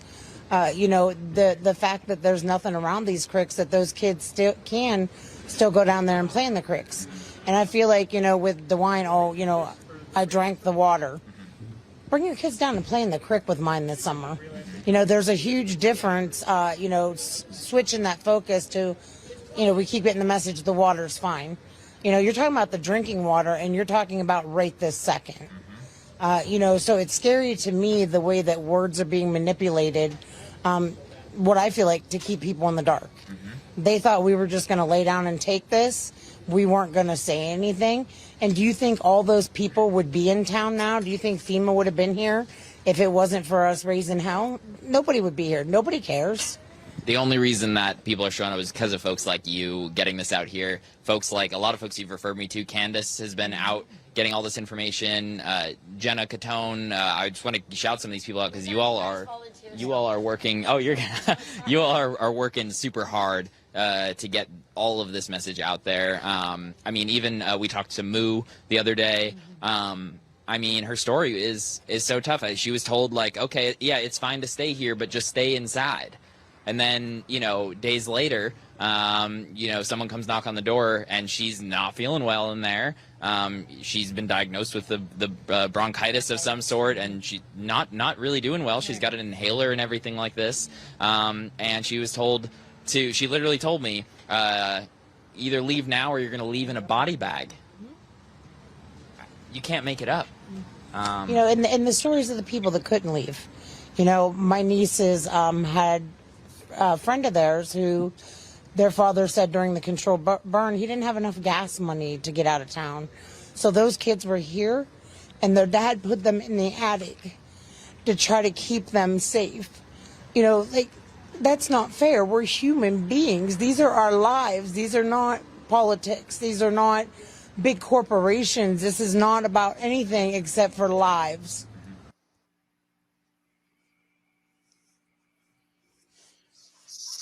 And I don't think you see these kind of interviews anywhere else. I really don't. Because and Jordan, Jamie has a creek that literally runs, right out behind her house, and they went there to see what was going on, and her daughter started running down toward the creek, and she went and caught her. She told me last week, not knowing what impacts that could have 5 feet away from her home.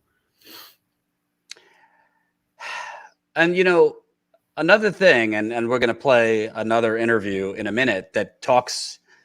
Somebody referenced why the EPA isn't testing for dioxin and all this thing. And part of it is cost. Whatever, I'm not trying to get into a political discussion about the Russia-Ukraine thing, because some people, people think different things. Biden just announced we're giving another $2 billion to Ukraine today. This is on top of, I think, almost $90 billion we've given Ukraine. So whatever you think about Russia versus Ukraine, if we have unlimited money for war, if we have unlimited money for weapons, if we have unlimited money for, 1,000 military bases around the world, probably more than that. If we have unlimited money for the Defense Department, which is really just Raytheon, Lockheed Martin, Boeing, Northrop Grumman, if we have unlimited money for the CIA, which isn't even baked into the defense budget, if the Pentagon cannot be audited, literally, it's not possible to audit the Pentagon. This has come out. And they've lost trillions of dollars, literally just trillions of dollars that no one knows where it went.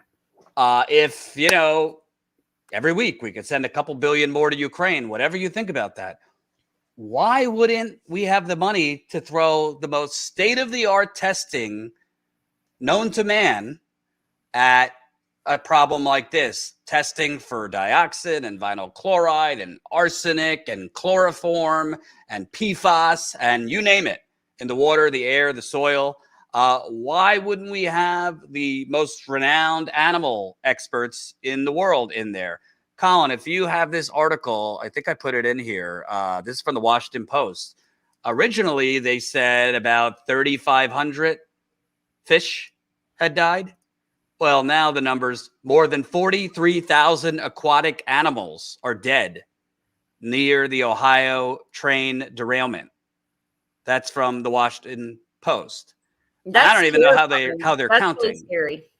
Yeah, I don't even know how they're counting. And by the way, an expert in the panel last night was talking about dioxin to the fish that have not died. Getting into fish that we eat, because obviously America eats a lot of fish, and fish come from everywhere, including the Ohio River Valley and this area. So it's absolutely insane. And I saw this in Flint. I saw when I was in Flint reporting that the EPA was testing the wrong way, that they were not testing for everything that could have been in that water, because it wasn't just lead and copper. Of course, the media only reported lead and copper, but there was Legionella, arsenic was found in that water, chloroform, chromium, PFAS, fracking fluid. I mean, shit I've never even heard of. This is from industrialization that, the places where these chemicals first came from, in some of these cases, loaded on a train, put it on train tracks that don't work, send it. And now we've had locals that are reporting that trains are 2 miles long and double stacked, and they still hadn't properly modernized or fixed the actual railroad itself, which caused the derailment in the first place.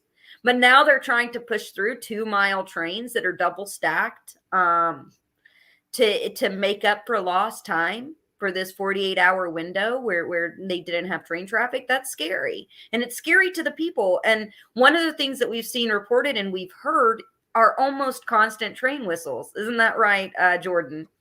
Yeah. Almost every clip that Lewis is in, we can hear the whistle in the background, and people are like, they're running it again. They haven't stopped. Yeah.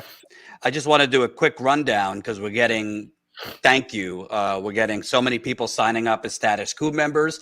This is how we're going to be able to fund going back again and again. Colin, if you could put back up how much it costs just for this trip. To have a reporter, a cameraman for a week between the flights, the hotel, the rent-a-car, the food, and of course, paying the reporter and cameraman. Obviously, we pay them every day. It costs almost $7,000, and that we actually had an additional $1,000 expense for this trip to buy a custom Wi-Fi because the Wi-Fi was so not so good in this area. So we had to buy a custom hotspot, which costs us $1,000 annually.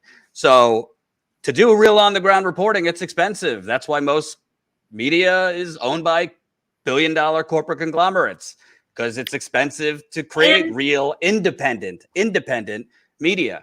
But and these reporters aren't getting rich. They're not making $160,000, $1 million a year like these pundits that sit on MSNBC or CNN. We're paying a living wage, but they're not getting rich off this. What we do have to do is make sure that, we are covering the cost of getting there.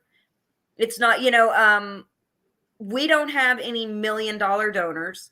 We don't have any benefactors. We're not running ads for, pitching gold IRAs or whatever.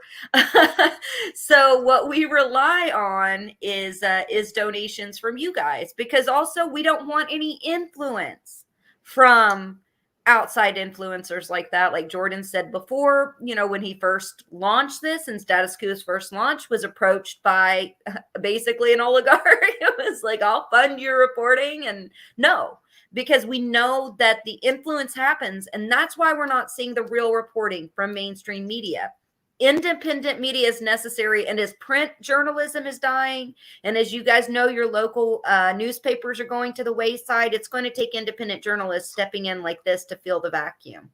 And by the way, we should also point out, while we've kind of snuck through the algorithm now, YouTube's basically been hiding us for the last 4 years.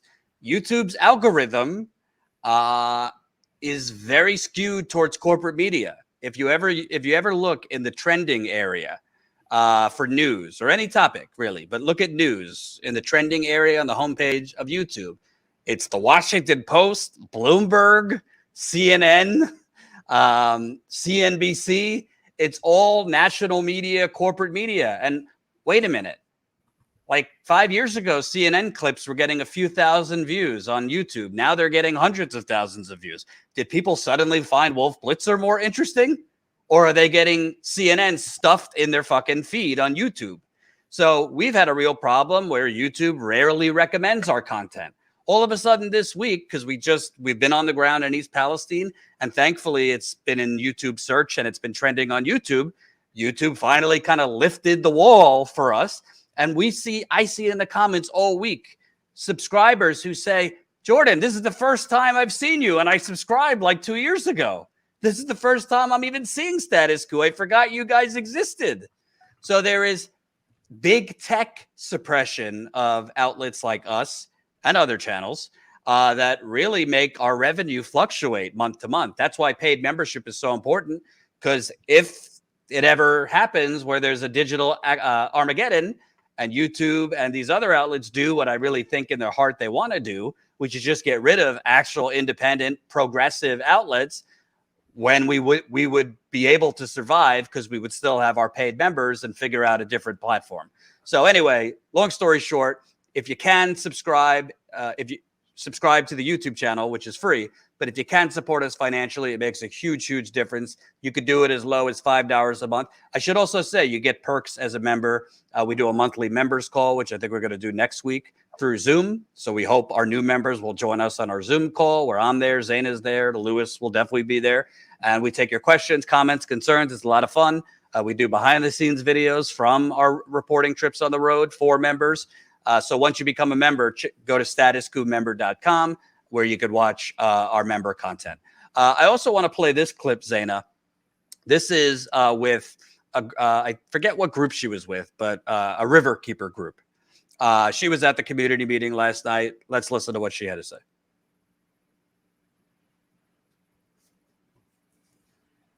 I know we had quite a few watching throughout the whole event here. Smash the like button if you're able to. And then you have to go in and... What are you going to talk about? I mean, we want to talk about everything that's going on here right now. If you're dealing with so water and environmental, I mean, we've been talking to residents for the last week at this point who live on some of these streams, and Leslie Run in particular. Today we were talking to some folks who they were saying right after this happened, I mean, the water changed color, they could smell it basically all night. What do you think, with your knowledge of the subject, the type of restoration plan that's going to need to come into place? How long is something like this going to take to clean up? Well, when you're talking about restoration plans, that's really a challenging thing to talk about, because each part of the stream is going to have a different restoration plan. The first thing is to stop the additional contamination. And then you have to go in and reevaluate and look at each location of that stream that's contaminated and figure out which chemicals they were contaminated with and make a plan. Thing that was really talked about today is that there's not one contaminant that was released. There's not one chemical. There's a suite of them. And each area is going to have a different level of each of those, and some may have some contaminants and some may not. So a really thorough understanding of what's in the site is what's going to need to be able to clean it up. And whether or not it can be cleaned up to a safe level is another question as well. Right, and absolutely. It seems like a concern with water and with air. There's a list of chemicals that we know came out. There's a list of things that we know, things like dioxins and whatnot was obviously heavily discussed tonight that aren't being tested for. Is this something that we've seen in other instances when there's a disaster? I'm not sure if this is an area of expertise for you, but where testing is being done, but certain things are seemingly being left out that we know exist. I mean, the US EPA isn't testing for dioxins. That seems like a major red flag to me. I'm not an expert in this, but is that something that we see with these sorts of cleanups? Sometimes the cleanups prioritize cost, availability, and speed. And that isn't always the safest way to prioritize testing. So we have seen in past instances when the right things aren't being tested for. That doesn't mean what they're testing for isn't the right thing to test for. They're just missing things. So just because you aren't lying or you're not doing something, that doesn't mean it's a complete picture. And so that's what we're really advocating for here, is a complete picture. Just a couple sites sampling for a couple different things and coming in and saying it's safe is not the whole picture, and it's not allowing the community members to determine their actual amount of risk that they're exposing themselves to. Also, safe is not a black and white answer. Safe is a spectrum. It's amount of risk, and each home and each area and each lifestyle is going to have a different amount of risk. And that's really something that the individual needs to take and understand to be able to decide what they want to do about the contamination in and around their home. And it's so tough. I mean, hearing you say it, it's like prioritizing speed and money. These are people's lives we're talking about. These are people's children we're talking about. These are people's animals we're talking about. It's been driving me nuts seeing all of this stuff happening. And again, the fact that the biggest concern in this room tonight was clearly the things that we need to be testing for aren't being done. We had the gentleman holding his little newborn baby, or his wife was holding their newborn baby. I mean, how can we be in the United States of America pretending we're caring about everyday people like the residents in this town who frankly deserve way the hell better than they're getting? I don't even know what to say about it. I mean, that's a fair concern, a fair observation, and definitely what we're seeing now. I think the idea that we're, not necessarily prioritizing the people, the problem is we're prioritizing reducing panic. which means they're prioritizing not sharing all the information. And that's the challenge. They're making assumptions that this community, that these individuals can't make their own decisions about their own risk if they had all the information. So instead of allowing them to decide if it's safe or they're willing to accept the risk of what is possible in their living and staying in that area, they're taking that away from them and just giving them blanket answers, which is only causing confusion and mistrust. And that's not going to allow for a prolonged cleanup, which is what's going to be needed. This is a multi-year long, if not multi-decade long process that's going to happen. And it's going to be a really long time until we really see the true repercussions of our health in our community. Absolutely. Thank you for taking the time. What was the organization? So 2 things she said there that I think are very important. The EPA is prioritizing cost, availability, and speed. Reminder, we just gave $2 billion more to Ukraine today, on top of, I don't know, close to $90 billion. I feel for the people of Ukraine. I'm not opposed to humanitarian relief. But come on, we are nickeling and dime a petrochemical bomb in Ohio and Pennsylvania, because it's definitely affecting people. I'm getting emails from people in Beaver County, in Allegheny County, in Western Pennsylvania that are having symptoms. It's definitely affecting. We showed Lewis interviewing someone 15 miles away. This is not just East Palestine. And the EPA is not testing for dioxin because it would be more expensive, and prioritizing what they are testing for to test quickly. And the other thing that I think is so true, they're prioritizing reducing panic. Well, I don't know. I can't say. Are they though? I mean, that's kind of I hear where Heather's coming from. That's Heather Von Tassel from Three Rivers Water Protector. But I see where she's coming from, but at the same time, are they protecting, from hysteria? Because what they're doing right now by not giving information, by gaslighting these people, by not testing for these toxins, how is that giving people any security? They're actually generating more fear. So that's why I turn to, this is more of a public relations and a very it's cruel. It's a cruel and it's an unethical public relations strategy that they're pulling out, like the old there's the grandfathers of public relations, Edward Bernays and Ivy Lee. They used to do this when the coal mines would explode. They used to do this when workers would have uprisings during the Industrial Revolution, when child labor was found. It was the same types of practices where they would come in. The government organizations at the time would come in and they would do a public relations campaign together in order to cover it up under the name of keeping the economy going, or under the name of not causing hysteria. But if you're not going to test what needs to be tested, and you're not going to give information to people, you're causing that hysteria. These people want information, give it to them. I'm a public relations expert, and when I look at this, I see a public relations campaign that's being run to shield the corporations and to shield, to go ahead and keep commerce going instead of prioritizing the people, and to save on cost, just like you said. So good point. If we're giving so many billions of dollars to Ukraine, we have all this wasteful spending. Norfolk Southern, how much did their CEOs get paid? How much did they give to political campaigns from Norfolk Southern last year, Jordan? I know that we talked about that on another show, several tens of millions of dollars to these politicians. And so here Norfolk Southern's willing to spend that on politicians. They're willing to spend millions to union bust the last union organizing, but they aren't willing to spend however many million is needed to keep these people safe. And by the way, should we just point out, I mean, whatever you think, Biden has not gone to East Palestine. He just went to Ukraine for the year anniversary.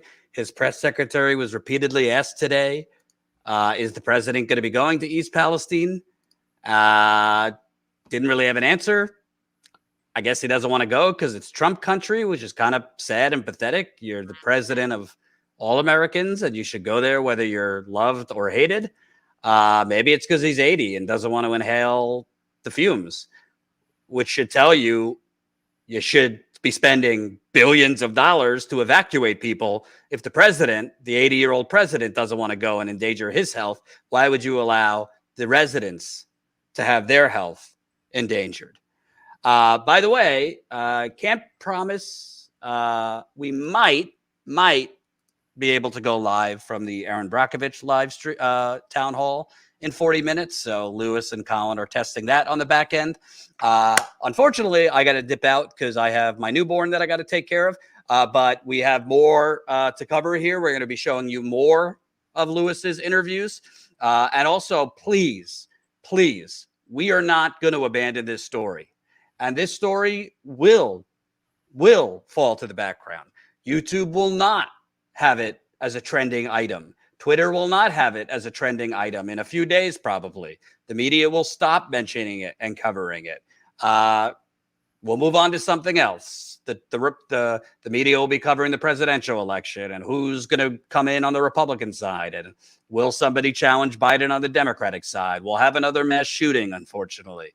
We'll maybe have another environmental catastrophe, celebrity scandal. CNN and MSNBC, for some bizarre reason, are airing the entire Alex Murdaugh murder trial, who I didn't even know who he was until 20 minutes ago. They're airing some Southern oligarch's murder trial instead of wall-to-wall coverage of a petrochemical mushroom cloud exploding over the Ohio River Valley. We're not going to abandon it, even if we got to scratch pennies together to keep going back there, because I believe that the reason to get into journalism is not just to deliver facts and stand there like a robot, but it's to have a little outrage, on behalf of the people you cover. That doesn't mean do anything unethical, but you shouldn't be neutral to people being poisoned as a journalist. You shouldn't just regurgitate whatever the fuck the EPA or the Ohio governor or the president tell you. You should be looking into what are they testing and what are they not testing for. You should not be first going to get interviews with the mayor or the governor or the EPA. You should be going to talk to the residents who are experiencing the symptoms. So we're going to stay on it. And thank you. Let me just read off the list one more time. Again, Zaina is going to continue. Tevis, Anthony, Dorothy, Stella, Becky, Nanette, Stephen, Josh, Art, Monica. Those are 10 new members to our website. We got a couple new members through YouTube as well. If you can, please keep signing up. We're not asking you to sign up so that we could go to Vegas. It's literally to spend money on flights, hotel, rent a car, paying Lewis, who's doing an incredible reporting, by the way, out there. Lewis deserves all the awards in the world. John Farina, paying him, our cameraman. So if you can sign up, please sign up. As I go, Zaina, and you could take over from here, I thought it would be good for those who didn't see it. There was a woman. There was a woman that Lewis interviewed, Candace. She's got 5 sons. Several of them are sick. And I thought her interview, it's stunning why she's not on CNN. It's stunning why corporate media isn't interviewing these people. I'm going to dip out. Zaina will take it over from here. But if we could show Candace. Well, when they said it was all clear to come home, we ended up waiting another 48 hours. We bought air purifiers for the home, allowed them to run because I am a mother of 5 boys and I have a 1, a 2-year-old and a 10-year-old still at home with me. About 24 hours after we came home, my 1-year-old got very, very hoarse. I ended up scheduling a pediatrician appointment. They're breaking out with rashes. I'm taking him to the doctors. They're telling me, well, they have eczema and they have croup because we can't diagnose them with chemical burns. We can't diagnose them with chemical burns of the lungs because almost after 3 weeks, they're still waiting on guidance from the Ohio Department of Health. How long is it going to take? Are one of my children going to have to drop dead before they get guidance. I mean, it's obvious to me. My other son, which my children have never been sick since they've been born. I mean, it's on record. Never an ER visit, nothing. Rush him to the ER visit. They wouldn't even see him until I gave him a decontamination shower. And then they don't want people to panic. Well, I never brought my children. I'm a mother of 5 where they had to get a decontamination shower before being seen. They diagnosed him with croup. I'm telling you, on the way to the hospital, this kid was lethargic, runny nose, not moving. Once we were out of this town for 3 hours, he got better, came back home within 2 hours, sick again. So they're saying it's not from the train, then why are we getting sick? And also, why are they making you go be decontaminated if it's not from the train before you go in? That's insane. And even as we're doing this, another Norfolk Southern train rolling through town. Profit before people. Why have I never experienced that for the 44 years that I've lived in East Palestine up until this happened? And they're saying it's safe, but if it's safe, it is not a coincidence that, you know, all of these residents are having the same symptoms, the same things happening to them, and they want us to believe that. They don't want rumor mills started. Well, what do you think's going to happen when what's going on, the truth of what's going on, is being swept under the rug and everybody's just saying, it's safe, it's fine. I just threw a rock in this creek back here that boiled, and you want to tell me it's safe? People, profits before people. Her children going in and getting decontamination showers. And, you know, she's not the only one that's told us about having to be decontaminated. Moo, who we talked to yesterday, also mentioned having to go through decontamination when she went to the hospital. Several people had been were being diagnosed with chemical burns, but now the Ohio Department of Health have ceased that diagnosis at hospitals at this point, and now hospitals are saying that they're waiting for recommendations from the Ohio Department of Health. If we can, I'm going to go ahead and read some of the super chats. Thanks for starring them all, Colin. I know I saw folks asking about that in the chat. We will be showing some more videos and going through some more of the interviews Lewis has done with residents. He's probably talked to 24 residents at this point in East Palestine. Last night, if you guys are just coming to the stream, last night, Lewis visited a town community meeting hosted by, River Valley organizers. And at that meeting, several scientific experts were talking about dioxins. Dioxins is a byproduct of burning vinyl chloride. And we just released an article on our Substack, Status Coup, Substack.com, as well as a video on our YouTube that goes through what these community members were talking about, what happened at that meeting, and how deadly and dangerous dioxins are. It's literally a byproduct of chemicals that is found as one of the main agents in Agent Orange. This stuff is no joke, and the EPA is not testing for it. As one scientist noted, it's criminal. All right, let's see. Beth Moore, is this going to be another sacrifice zone? Good question. There's many of them across the country, especially in poorer communities that are easily swept under the rug because they don't have high dollar lawyers to challenge and, you know, to do what, for instance, Stephen Donziger did against Chevron oil company several years ago with his class action lawsuits in Rwanda. Tony D, after your Cop City coverage and the Ohio reporting, you deserve a Pulitzer Prize. I give all the credit for that from Status Coup to Tina Desiree Berg, who was on the ground in Cop City, and Status Lou, Louis DeAngelis and John Farina, who have been on the ground now in East Palestine. And of course, Colin, a shout out for going on the ground in Cop City as well. These journalists were doing the work and talking to the people and going there to do the coverage. So all the shout outs to Tina, John, Lou, and Colin for that coverage. Happy Kangaroo. This channel has the best coverage of this. Well, thank you very much. Please stay up to date where we plan on sticking around. We plan on going back, and we're not going to be forgetting East Palestine. Das Bosch Fleisch. Hey, Trump did his publicity stunt and left. Status Coup stays. That's true. I will say Trump did bring some water and supplies, but it is campaign season, so we have to watch out for those photo ops.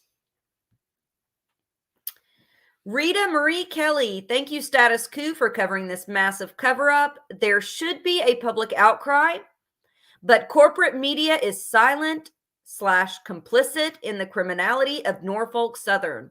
I agree, Rita. And, on top of that, the corporate media is not covering it. On top of that, our government agencies are dragging their feet, such as the EPA, not testing for dioxins, even though their own website talks about how hazardous they are. They can cause cancer. They can hurt immune systems. They can cause immediate plus long-term damages. And literally, they can fall from the air onto the ground and leach into water tables. Humorous, hello, $5. I truly love this channel here. 92.5 pesos. I hope everybody that watches this channel can help you survive. Thank you very much, Humorous, and thank you so much for being part of the Status Coup community. Ray Clay 2, excellent reporting team, Status Coup News. Thank you. Welcome to new community member Timothy Jones. Hello, Timothy. Bugman 2022, $20. Thank you so much for that, Bugman. Sorry, it's not more. I have little, but you all deserve all I can give. Oh, man, thank you so much. Really appreciate that. Oh, and you became a member. Welcome to the Status Coup community, Bugman. Barb, thanks for the great coverage of this important situation. Thank you so much, Barb. CC, I am an annual member. Wish I could chip in more. Well, thank you for your membership. It helps us set our monthly budgets, and it helps us to be able to put some aside so that we can send reporters to the ground and we can do more coverage knowing what's coming up. That's very appreciated. Thank you so much. Humorous again. Jordan, at this point in time, is pretty much the only person that will find out what's really going on in the train wreck. Good luck. Thank you, Humorous. We're going to be staying on top of it. HG Spider-Man, $50. Wow, that's very generous, HG. Thank you so much. Louis and John and the rest of the Status Coup reporters are doing such important work. Don't let this story die. We need to keep up public pressure and make the corrupt government officials do their jobs to serve the people and not corporate profits. Yes, we have to stay on it. That's the job of the fourth estate. That's what journalism is supposed to be there for. It's changed a lot in the last few decades, but independent journalism will help us to be able to uncover what's being covered up by the corporate media and by corporations. Thank you, Humorous, for your contribution. Karen Kennedy, Joy Behar of The View said the people of East Palestine deserve what they got because they voted for Trump. Karen, we saw a lot of comments yesterday. They were children who were talking about how their schools are still serving drinking water that has not been thoroughly tested. Another thing that the children were talking about was how they've had family members or themselves that have shown symptoms of illness. In our comments section on Twitter, so many people were commenting that the children were wearing Trump flags and paying attention to that. It shouldn't matter what side of the political aisle anyone is on. If someone has a Trump flag around them, if someone supports Biden, if someone doesn't support either, which is where most of us are at, let's face it, it shouldn't matter. What matters is that people are sick, people need help, and people are crying out for help. That is the most important thing. And I think that is a very good point that you bring up, Karen.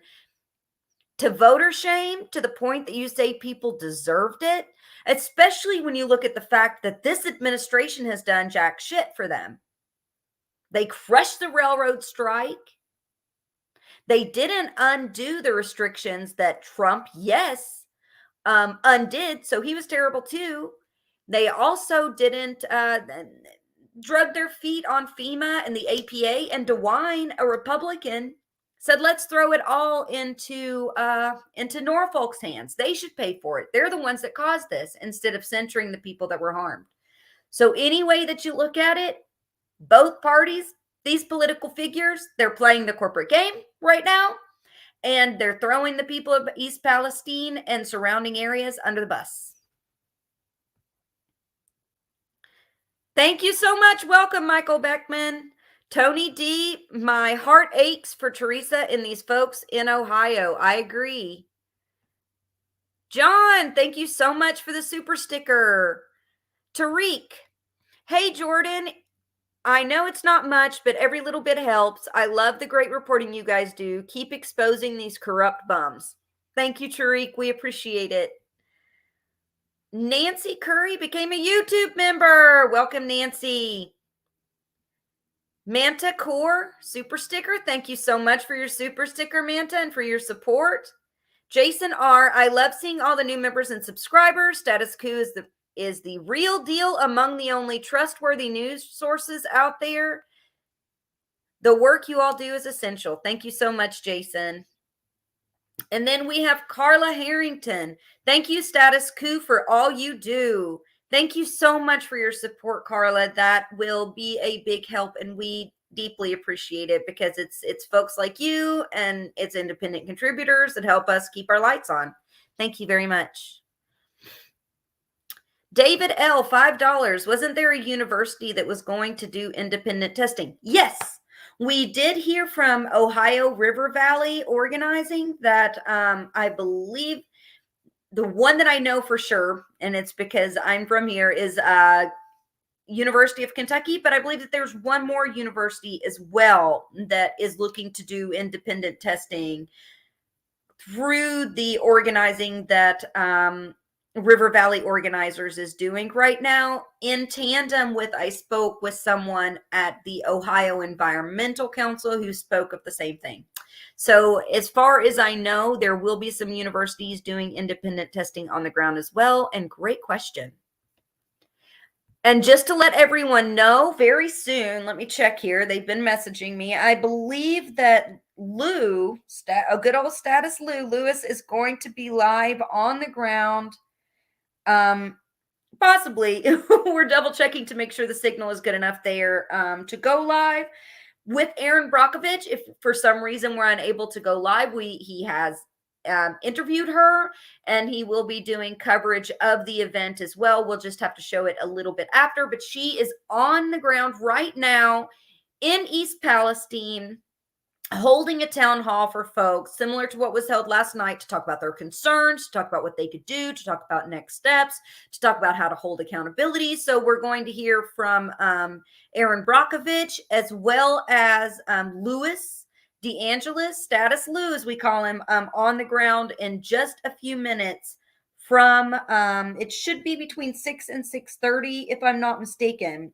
So if you guys want to stick around, and if you want to hit that subscribe button, you can get notification for coverage tonight, as well as other coverage. And let's see, Colin, if we want to pop up, I think we have a couple other clips from residents. So we can go ahead and just show some more coverage, show some more of what folks are going through on the ground. As I had said, Colin has talked to about 24 residents already in East Palestine, but in nearby areas as well.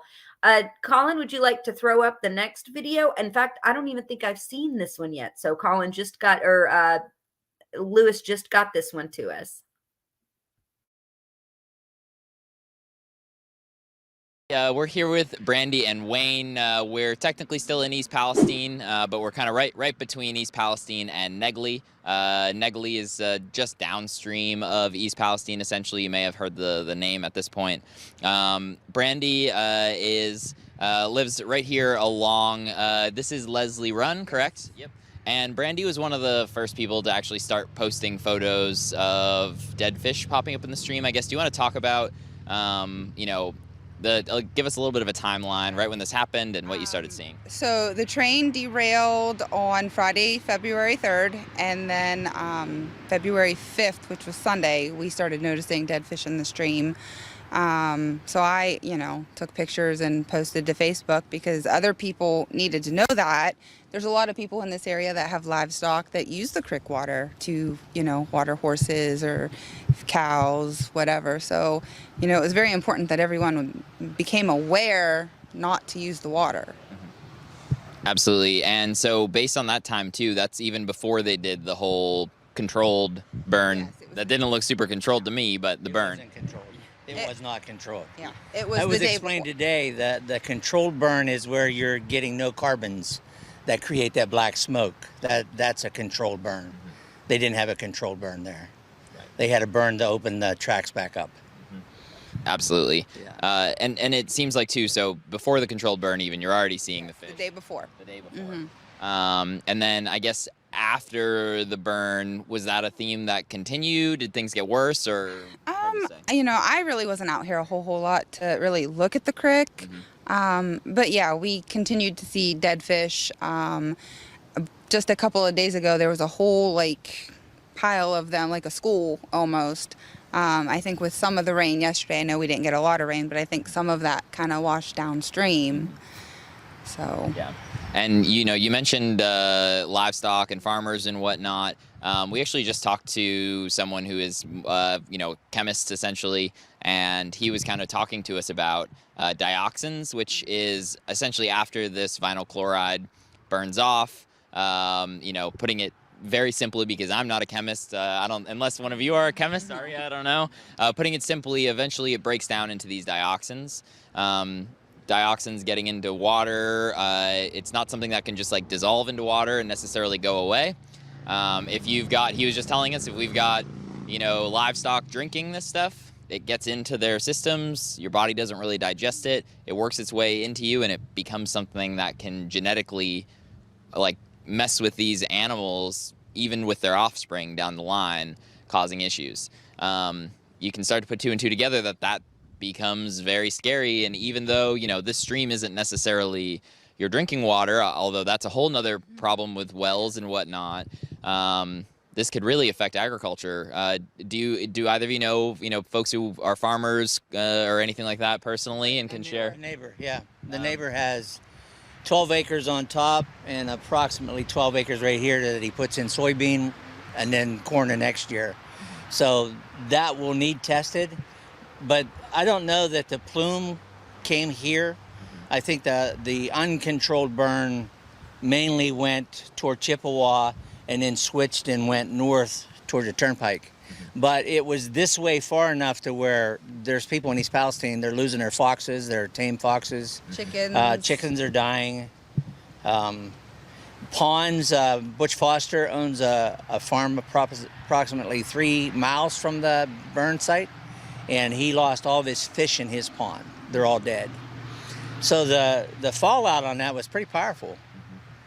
I think that's what's concerning most of the people that aren't right there at the site is this plume. How much damage did this plume cause? And there's nothing you can do about that. You've already had that terrible burn, and now we're stuck with it. How long will it take for the rain to put that chemical deep enough, if it is there? And we've seen nobody down here testing to see if that ground's worthy of planting. I wouldn't plant anything right there at the tracks. Unfortunately, we actually we spoke with the resident yesterday. We saw him. We went to the Roadhouse for lunch today. We saw him in there again, and he was concerned. He lives near the tracks. He always has a nice garden in his backyard. And he jokingly said to me, he's like, "You gonna eat my tomatoes if I grow them this year?" Or eat any of my other stuff. And I was like, you know, and he's joking with me because he knows he's worried about it himself. And you're taking that away from folks doing it recreationally, but economically, this area is reliant on a lot of people in this area do garden. You know, our neighbor across the road, she's in her late 80s and she puts a garden in every year. She's got grapevines. You know, we have wild berry bushes that, you know, we pick every summer. Am I going to be able to do that this year? Are they going to be safe to eat? You know, that's a big concern. Yeah, we have an Airbnb up in East Palestine, and we're on the good side of the town from the wind. We've already had everyone that was scheduled canceled. And probably until this all clears up, or maybe they just don't want to come to East Palestine now. I mean, the media has put a pretty grim picture on this, and rightly so. And I don't know if you can hear, there's an Amish buggy like right there on the road. Yep. So that brings an concern to the, you know, hunting. A lot of people in this area are hunters. You know, are you going to be able to eat the deer meat, the rabbit meat this fall? Right. You know. And unfortunately, again, it's been, you know, we're approaching 3 weeks since this happened. Up until 2 days ago, all of the tests that were being done on the water and the air were being done by contractors hired by Norfolk Southern and/or contractors hired initially by the EPA. We looked into both of these contractors, though. It's two companies, CTEH, which you might have seen some of their trucks driving around town, and then the other is Tetra Tech. Both of these companies have a history. One of them was dealing with the Deepwater Horizon incident, which was that big oil spill in the Gulf of Mexico. The other was dealing with testing on like a military base. I'm blanking on the name of it right now, that had a big issue similar. And in those cases, these companies were found to be having issues with falsifying test information, with mishandling of data. And these are the folks that, you know, the government is expecting you all to just believe these testing. I mean, if you want people to believe it, maybe start by using reputable companies and not trying to hide this sort of stuff. It took 3 weeks for some truths to come out. You're testing with people that work and that are employed by the person that caused this accident.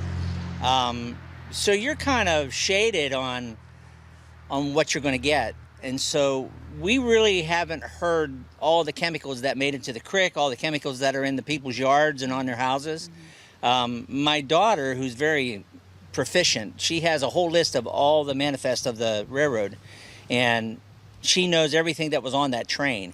And then when you listen to the interviews on the television about some of these government officials, they're saying that there was only 3 tankers that were flammable on that train. Well, then why was there more than 20 burning? Right.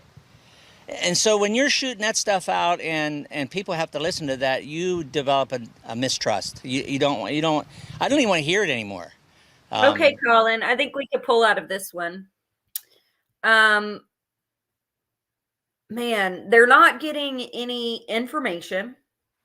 One of the things, I'm Appalachian. So one of the things that really sticks out to me with this story of it being in the Ohio River Valley in the Appalachian region is what they were talking about here with their agricultural concerns. For instance, so many people are reliant on gardening to be able to feed themselves during the winter and in the summer. Canning is a major tradition in Appalachia. Oftentimes we'll share different types of food, just like Lewis said. One of the residents said, "Would you eat my tomatoes?" But sharing is something that we do. We'll trade bushels of zucchinis for bushels of green beans, and it's almost like a mutual aid. It's a mutual community where we help each other out in areas that don't have the big box stores, the big grocery stores, and we're in an economic disaster on top of that. So everything is 3 to 5 times what it was in cost 10 years ago. People can't afford eggs, and now the people in East Palestine are saying their chickens are falling dead. People can't afford to buy fresh produce, and now these folks can't garden. People are reliant on their livelihoods, such as the one gentleman mentioned he had an Airbnb. Another lady we talked to, she does gardening and she grows hay. So she's worried about not only the animals eating the hay, which we learned from one of the scientists earlier in this program, that dioxins, which is the toxin that the EPA is not testing for, can live in animal fat. So another thing that these individuals that Lewis just talked to, that were about, I guess, 10 to 15 miles outside of East Palestine, are worried about is hunting and fishing. Because hunting, fishing, gardening, when I was growing up in Appalachia, that's how we ate. So thinking about these folks, another dynamic of it that they had mentioned and has been mentioned by a lot of residents is that there are still many residents in the East Palestine area and surrounding areas that are reliant on well water. They don't have a public water system yet. They're reliant on well water. So that means that their well water has to be clean. So if the EPA is not testing well water for dioxins, they're not testing the ground for it, if they're not testing the tributaries that feed into that well water several miles away, and the radius is just 1 mile, and they're not even testing that 1 mile appropriately, are people being informed? So people are rightfully concerned, because not only is their food being impacted, their health being impacted, their livelihoods being impacted. This completely throws a wrench on their entire life, their health, their food, their housing. It's a very scary situation. And the fact that Norfolk and our government gives, $1 billion again to Ukraine today. Joe Biden signed that. Norfolk Southern, their CEOs make tens of millions of dollars every year. Yet the people of East Palestine are ignored. They're giving tens of millions of dollars to politicians every election cycle to hedge their bets so that those politicians can do what that Congress did this cycle and deny union organizing for Norfolk organizers and workers that were calling for updates to the tracks, and that were blowing the whistle on the problems that literally caused this train accident, such as the linkage between the trains being outdated, the stopping systems being outdated, too many cars on the tracks, and the tracks literally crumbling and falling apart. The workers warned us. They went on strike. Our Congress struck them down to keep the trains rolling, whether it was safe or not. Let's check out the next video, Colin.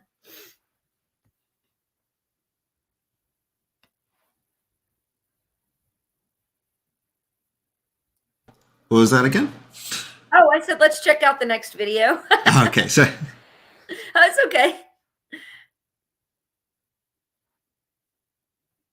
They had that thing cleaned up and the train running through within 48 hours. They laid those tracks right over top of that, and there is no way that they hauled any of it out. They laid it right over top. And the fire department, when this initially happened, it's a fire. They're trying to put it out. They're spraying it with water. Where'd that water go? Mm-hmm. It's right in the ground, in the soil, and they laid those railroad tracks over it. People, and the thing is, they weren't allowed to run the train through an evacuated area. So as soon as them train tracks were done, the evacuations lifted. People that came home the night we didn't come home till the next morning, but there were people that came home that night. They had videos. They had to wait on the train because the train was already up and running before they could get back in their houses. Now, is that a coincidence that they weren't allowed to run through an evacuated area and all of a sudden the train's ready to go and the evacuation was lifted? I think not. Mm-hmm.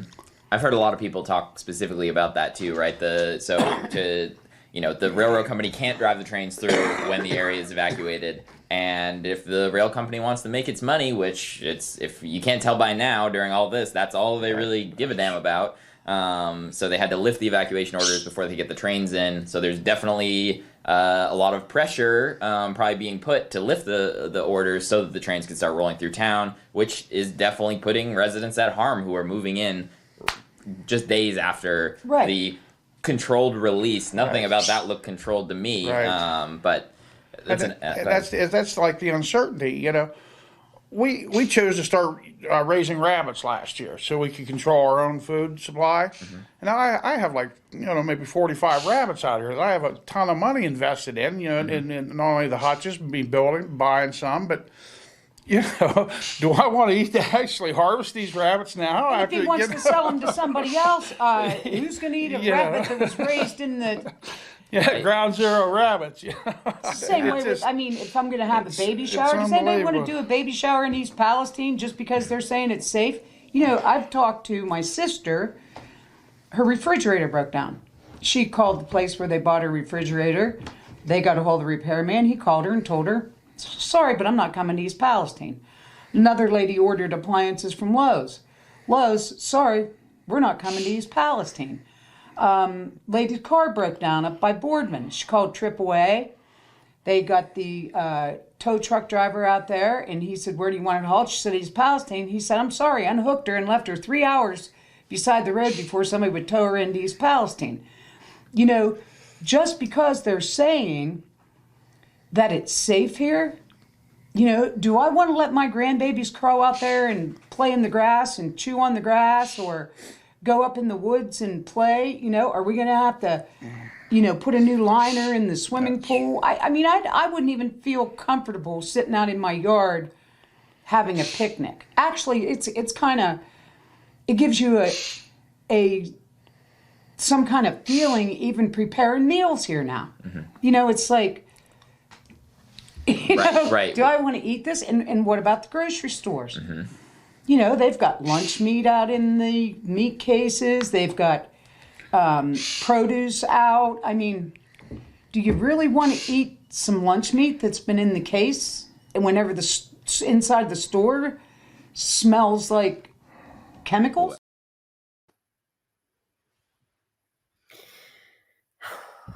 All these different concerns that, you know, the guy talks about how he can't harvest his rabbits. And again, let me remind folks that dioxins can be stored in animal fats, is what one of the scientists had mentioned on the panel that we covered earlier in this live stream. Louis DeAngelis was on the ground last night when River Valley Organizing held a community question and answer session where they brought in some amazing people, very knowledgeable folks from other organizing groups such as Three Rivers Protections, and let's see who else was there. They brought in the scientist that we spoke to last night was Stephen Lester, and Stephen Lester was the science director at the Center for Health and Environmental Justice. I'll remind everyone, for those who just joined us, Stephen is the one who is ringing the bell on dioxin not being tested by the EPA. He said, if they do not do the testing for dioxin, then people will never understand what the risk that they are facing here in results to the accident. He also said dioxin is an extraordinarily toxic substance. It causes cancer, reproductive problems, immune problems, diabetes, and the list goes on and on. And you know what? It's not just Stephen that says this. That information can be found if you look up what dioxins are on the EPA's own website. They describe the same. They also talk about how it can be carried in the air, land on the ground, seep into the water, and how it can stick around. So this isn't a secret. It's also the main ingredient in Agent Orange. Yet the EPA is not testing for it, even though it's a literal byproduct of burning the main ingredient, the main chemical that was burned in this spill, vinyl chloride. So vinyl chloride produces dioxins. Why the hell isn't the EPA testing for it? So now folks are worried about what this means for their food, what they eat, for hunting, for gardening, for being able to sell their homes to even get out of the region if it is dangerous. There's a lot of work to be done, and there's a lot of concerns. We will continue because this is a long-term crisis, as there are many crises like this in the country. But this crisis is a long-term crisis. It's a crisis that can affect the entire Ohio River Valley potentially. And it is actively being downplayed, the seriousness being downplayed. The mainstream media are ignoring it. So we're asking folks to sign up, join us as members, help support it, because we don't get a call. And if you want to throw the graphic up of how much it cost for us here, I was just looking. Nah, thank you. So the cost of an average trip, $3,000 for a reporter videographer, $2,000 for just to be able to stay somewhere, to be able to cover it for the amount of days. And let's keep in mind that I think it's 4.5 days. Colin and John Farina have been on the ground 4 to 5 days. So this is travel, flight in, flight out, hotel rooms to stay at, for staying extensively so that they can go and talk to folks. Oh, you can pull it back down now, Colin. Thank you. So what we are asking folks, newspapers are going to the wayside, so we're not seeing as much local news. This stuff isn't getting out. National media is burying it, not covering it. Right now, national media is towing the EPA's line. They're just reporting what Norfolk Southern is reporting. They're not challenging this information, while the people on the ground are ringing bells that they're getting sick. They're concerned.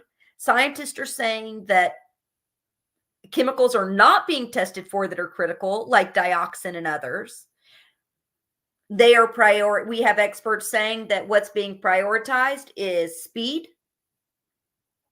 It is price savings, saving those dollars over people's health. We will need to continue covering this. So we ask folks to sign up to become a member right here on the YouTube channel, or you could go to StatusCoup.com/join and become a member there. We post unique membership content on there as well. We also have updates. We have regular updates on StatusCoup.substack.com, so you could become a member there. Join us. Contribute today if you can. Again, that is StatusCoup.substack.com. You can become a member there, or you can go to StatusCoup.com/join. You could also become a member on YouTube. But StatusCoup.com/join is where we'll have our website content. We'll have updates. So if you guys would like to join us there and become a community member, you can also give a one-time donation at StatusCoup.com/donate. We don't pitch herbals. We don't pitch dietary supplements, iodine pills. We're not pitching how to turn your IRA into gold. We don't have any big dollar advertisers. We don't have any big dollar millionaire donors that are, sending us stuff to report about. This is straight up, independent, on the ground journalism, and there's not much of that these days. So any little bit helps us to keep our lights on. We like to stay independent. So that's why we ask y'all to help us out. I think that we have one more video to play. Isn't that right, Colin? And then, so if you guys have any super chats, questions, or anything, please pop them in now. I'll be going over them after the video if there's any additional ones. And let's hear from the last video that Lewis has sent to us. Again, I haven't had a chance to see this one because he just sent it this morning. Colin, was there one more? If they want that to happen, they need to be crystal clear on all of this stuff. And instead, it's been a murky mess of information coming from here and there. And fortunately, a lot of the residents here are standing up for themselves, and folks like you all and Jamie and tons of other people we've been talking to are not being quiet about this. You're all getting together in these Facebook groups and things like that to help get the message out to your neighbors who might not know, because the government is not doing it for you. Well, they're not going door to door to tell these people. It's ridiculous. That's one good thing about our area, the entire area, everyone around here, all the nonprofits, they all come together, you know, they're all helping us. But who else? That's good, Colin. Yeah. So there you have it. Folks like River Valley Organizing, other organizations, Ohio Environmental Council. There are many organizations that are coming on the ground to help these folks. Those organizations have limited resources as well. Check out our Twitter. We will be also sharing. You can follow us at Status Coup on Twitter. There we will post in our threads about this, places where folks can go to help, how you can give resources to those organizations that are helping in East Palestine.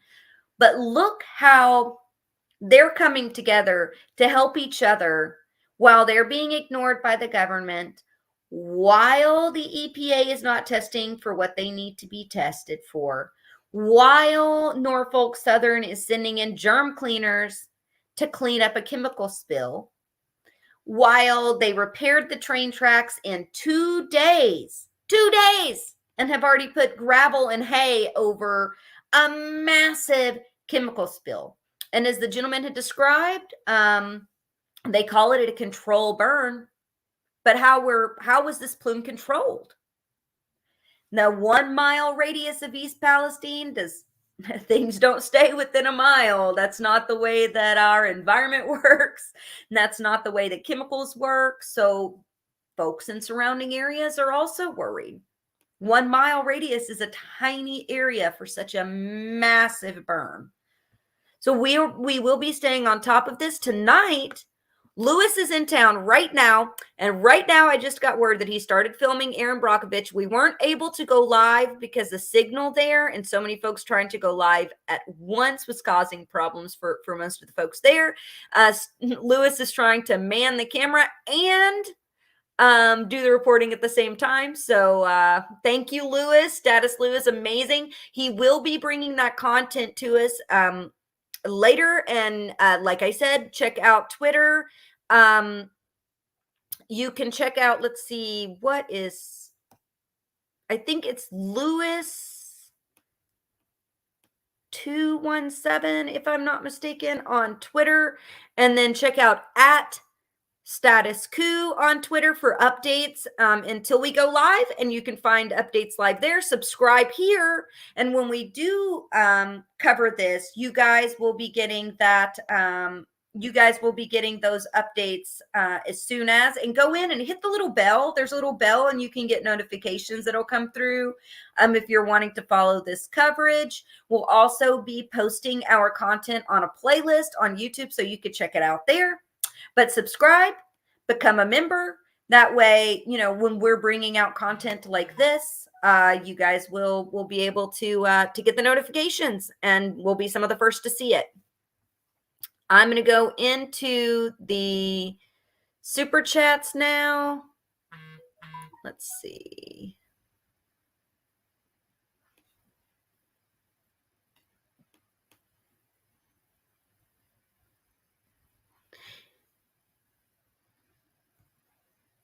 Michael Beckman, welcome as a new member.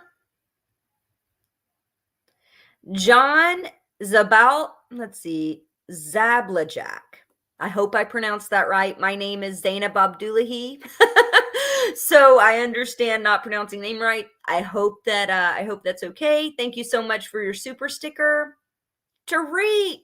Hey, Tariq, thank you so much. Hey, Jordan, I know it's not much, but everything helps. Thank you so much. And we will definitely keep exposing the corporate bombs. Nancy Curry, thank you for becoming a YouTube member.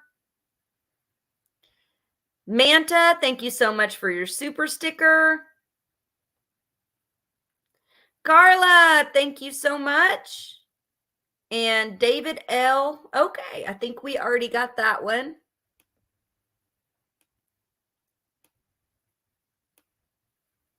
Thank you so much, David L. And I think that's going to close us out. But if we will continue to cover what is happening in East Palestine. Right now, what we found out is that Governor DeWine has been inauthentic.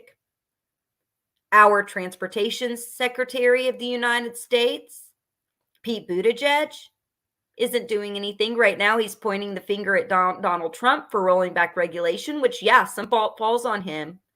But Biden has also rolled back more regulations, also shut down the unions. When the Norfolk Southern Union was blowing the whistle on the exact same problems that caused this massive derailment. Following the derailment, testing hasn't been done. People are getting sick. They're getting rashes. They're being diagnosed with chemical burns. Their children are getting sick. They're not getting answers. The Ohio Department of Health started a clinic that doesn't even diagnose. They're only doing psychological evaluations. No word has come to them about any kind of medical reimbursements, have talked to them about long-term impacts of if they plant food in their own backyards, if they hunt the animals in the area, if they drink the water at the schools that's still running through the water fountains, has been reported. So there's a whole lot of concerns. There's people already getting sick. There's the EPA and Norfolk and the mainstream media that are claiming that this is safe. While we're seeing reports every day of more and more folks getting sick, people being diagnosed with chemical burns, folks having to be decontaminated in the hospitals before seeing a doctor. So please keep up. I'm sure that more will be talked about tonight as Erin Brockovich, the amazing Erin Brockovich, who has heard, as she had said on our interview last week, hundreds of stories like these. And this is one of the worst ecological disasters she's seen. She is going to be in East Palestine. She is talking right now. And Louis DeAngelis is on the ground filming that right now, and we will be bringing that content later. So hit that subscribe button. I know, sound like a podcaster, but we're a news outlet. Hit that subscribe button. Hit the notifications. Become a member if you can. Support Status Coup's on the ground coverage. And thank you to each and every one of you that showed up to chat with us. Thank you so much, Catsy, for the super sticker, and y'all have a good night. Talk to y'all soon.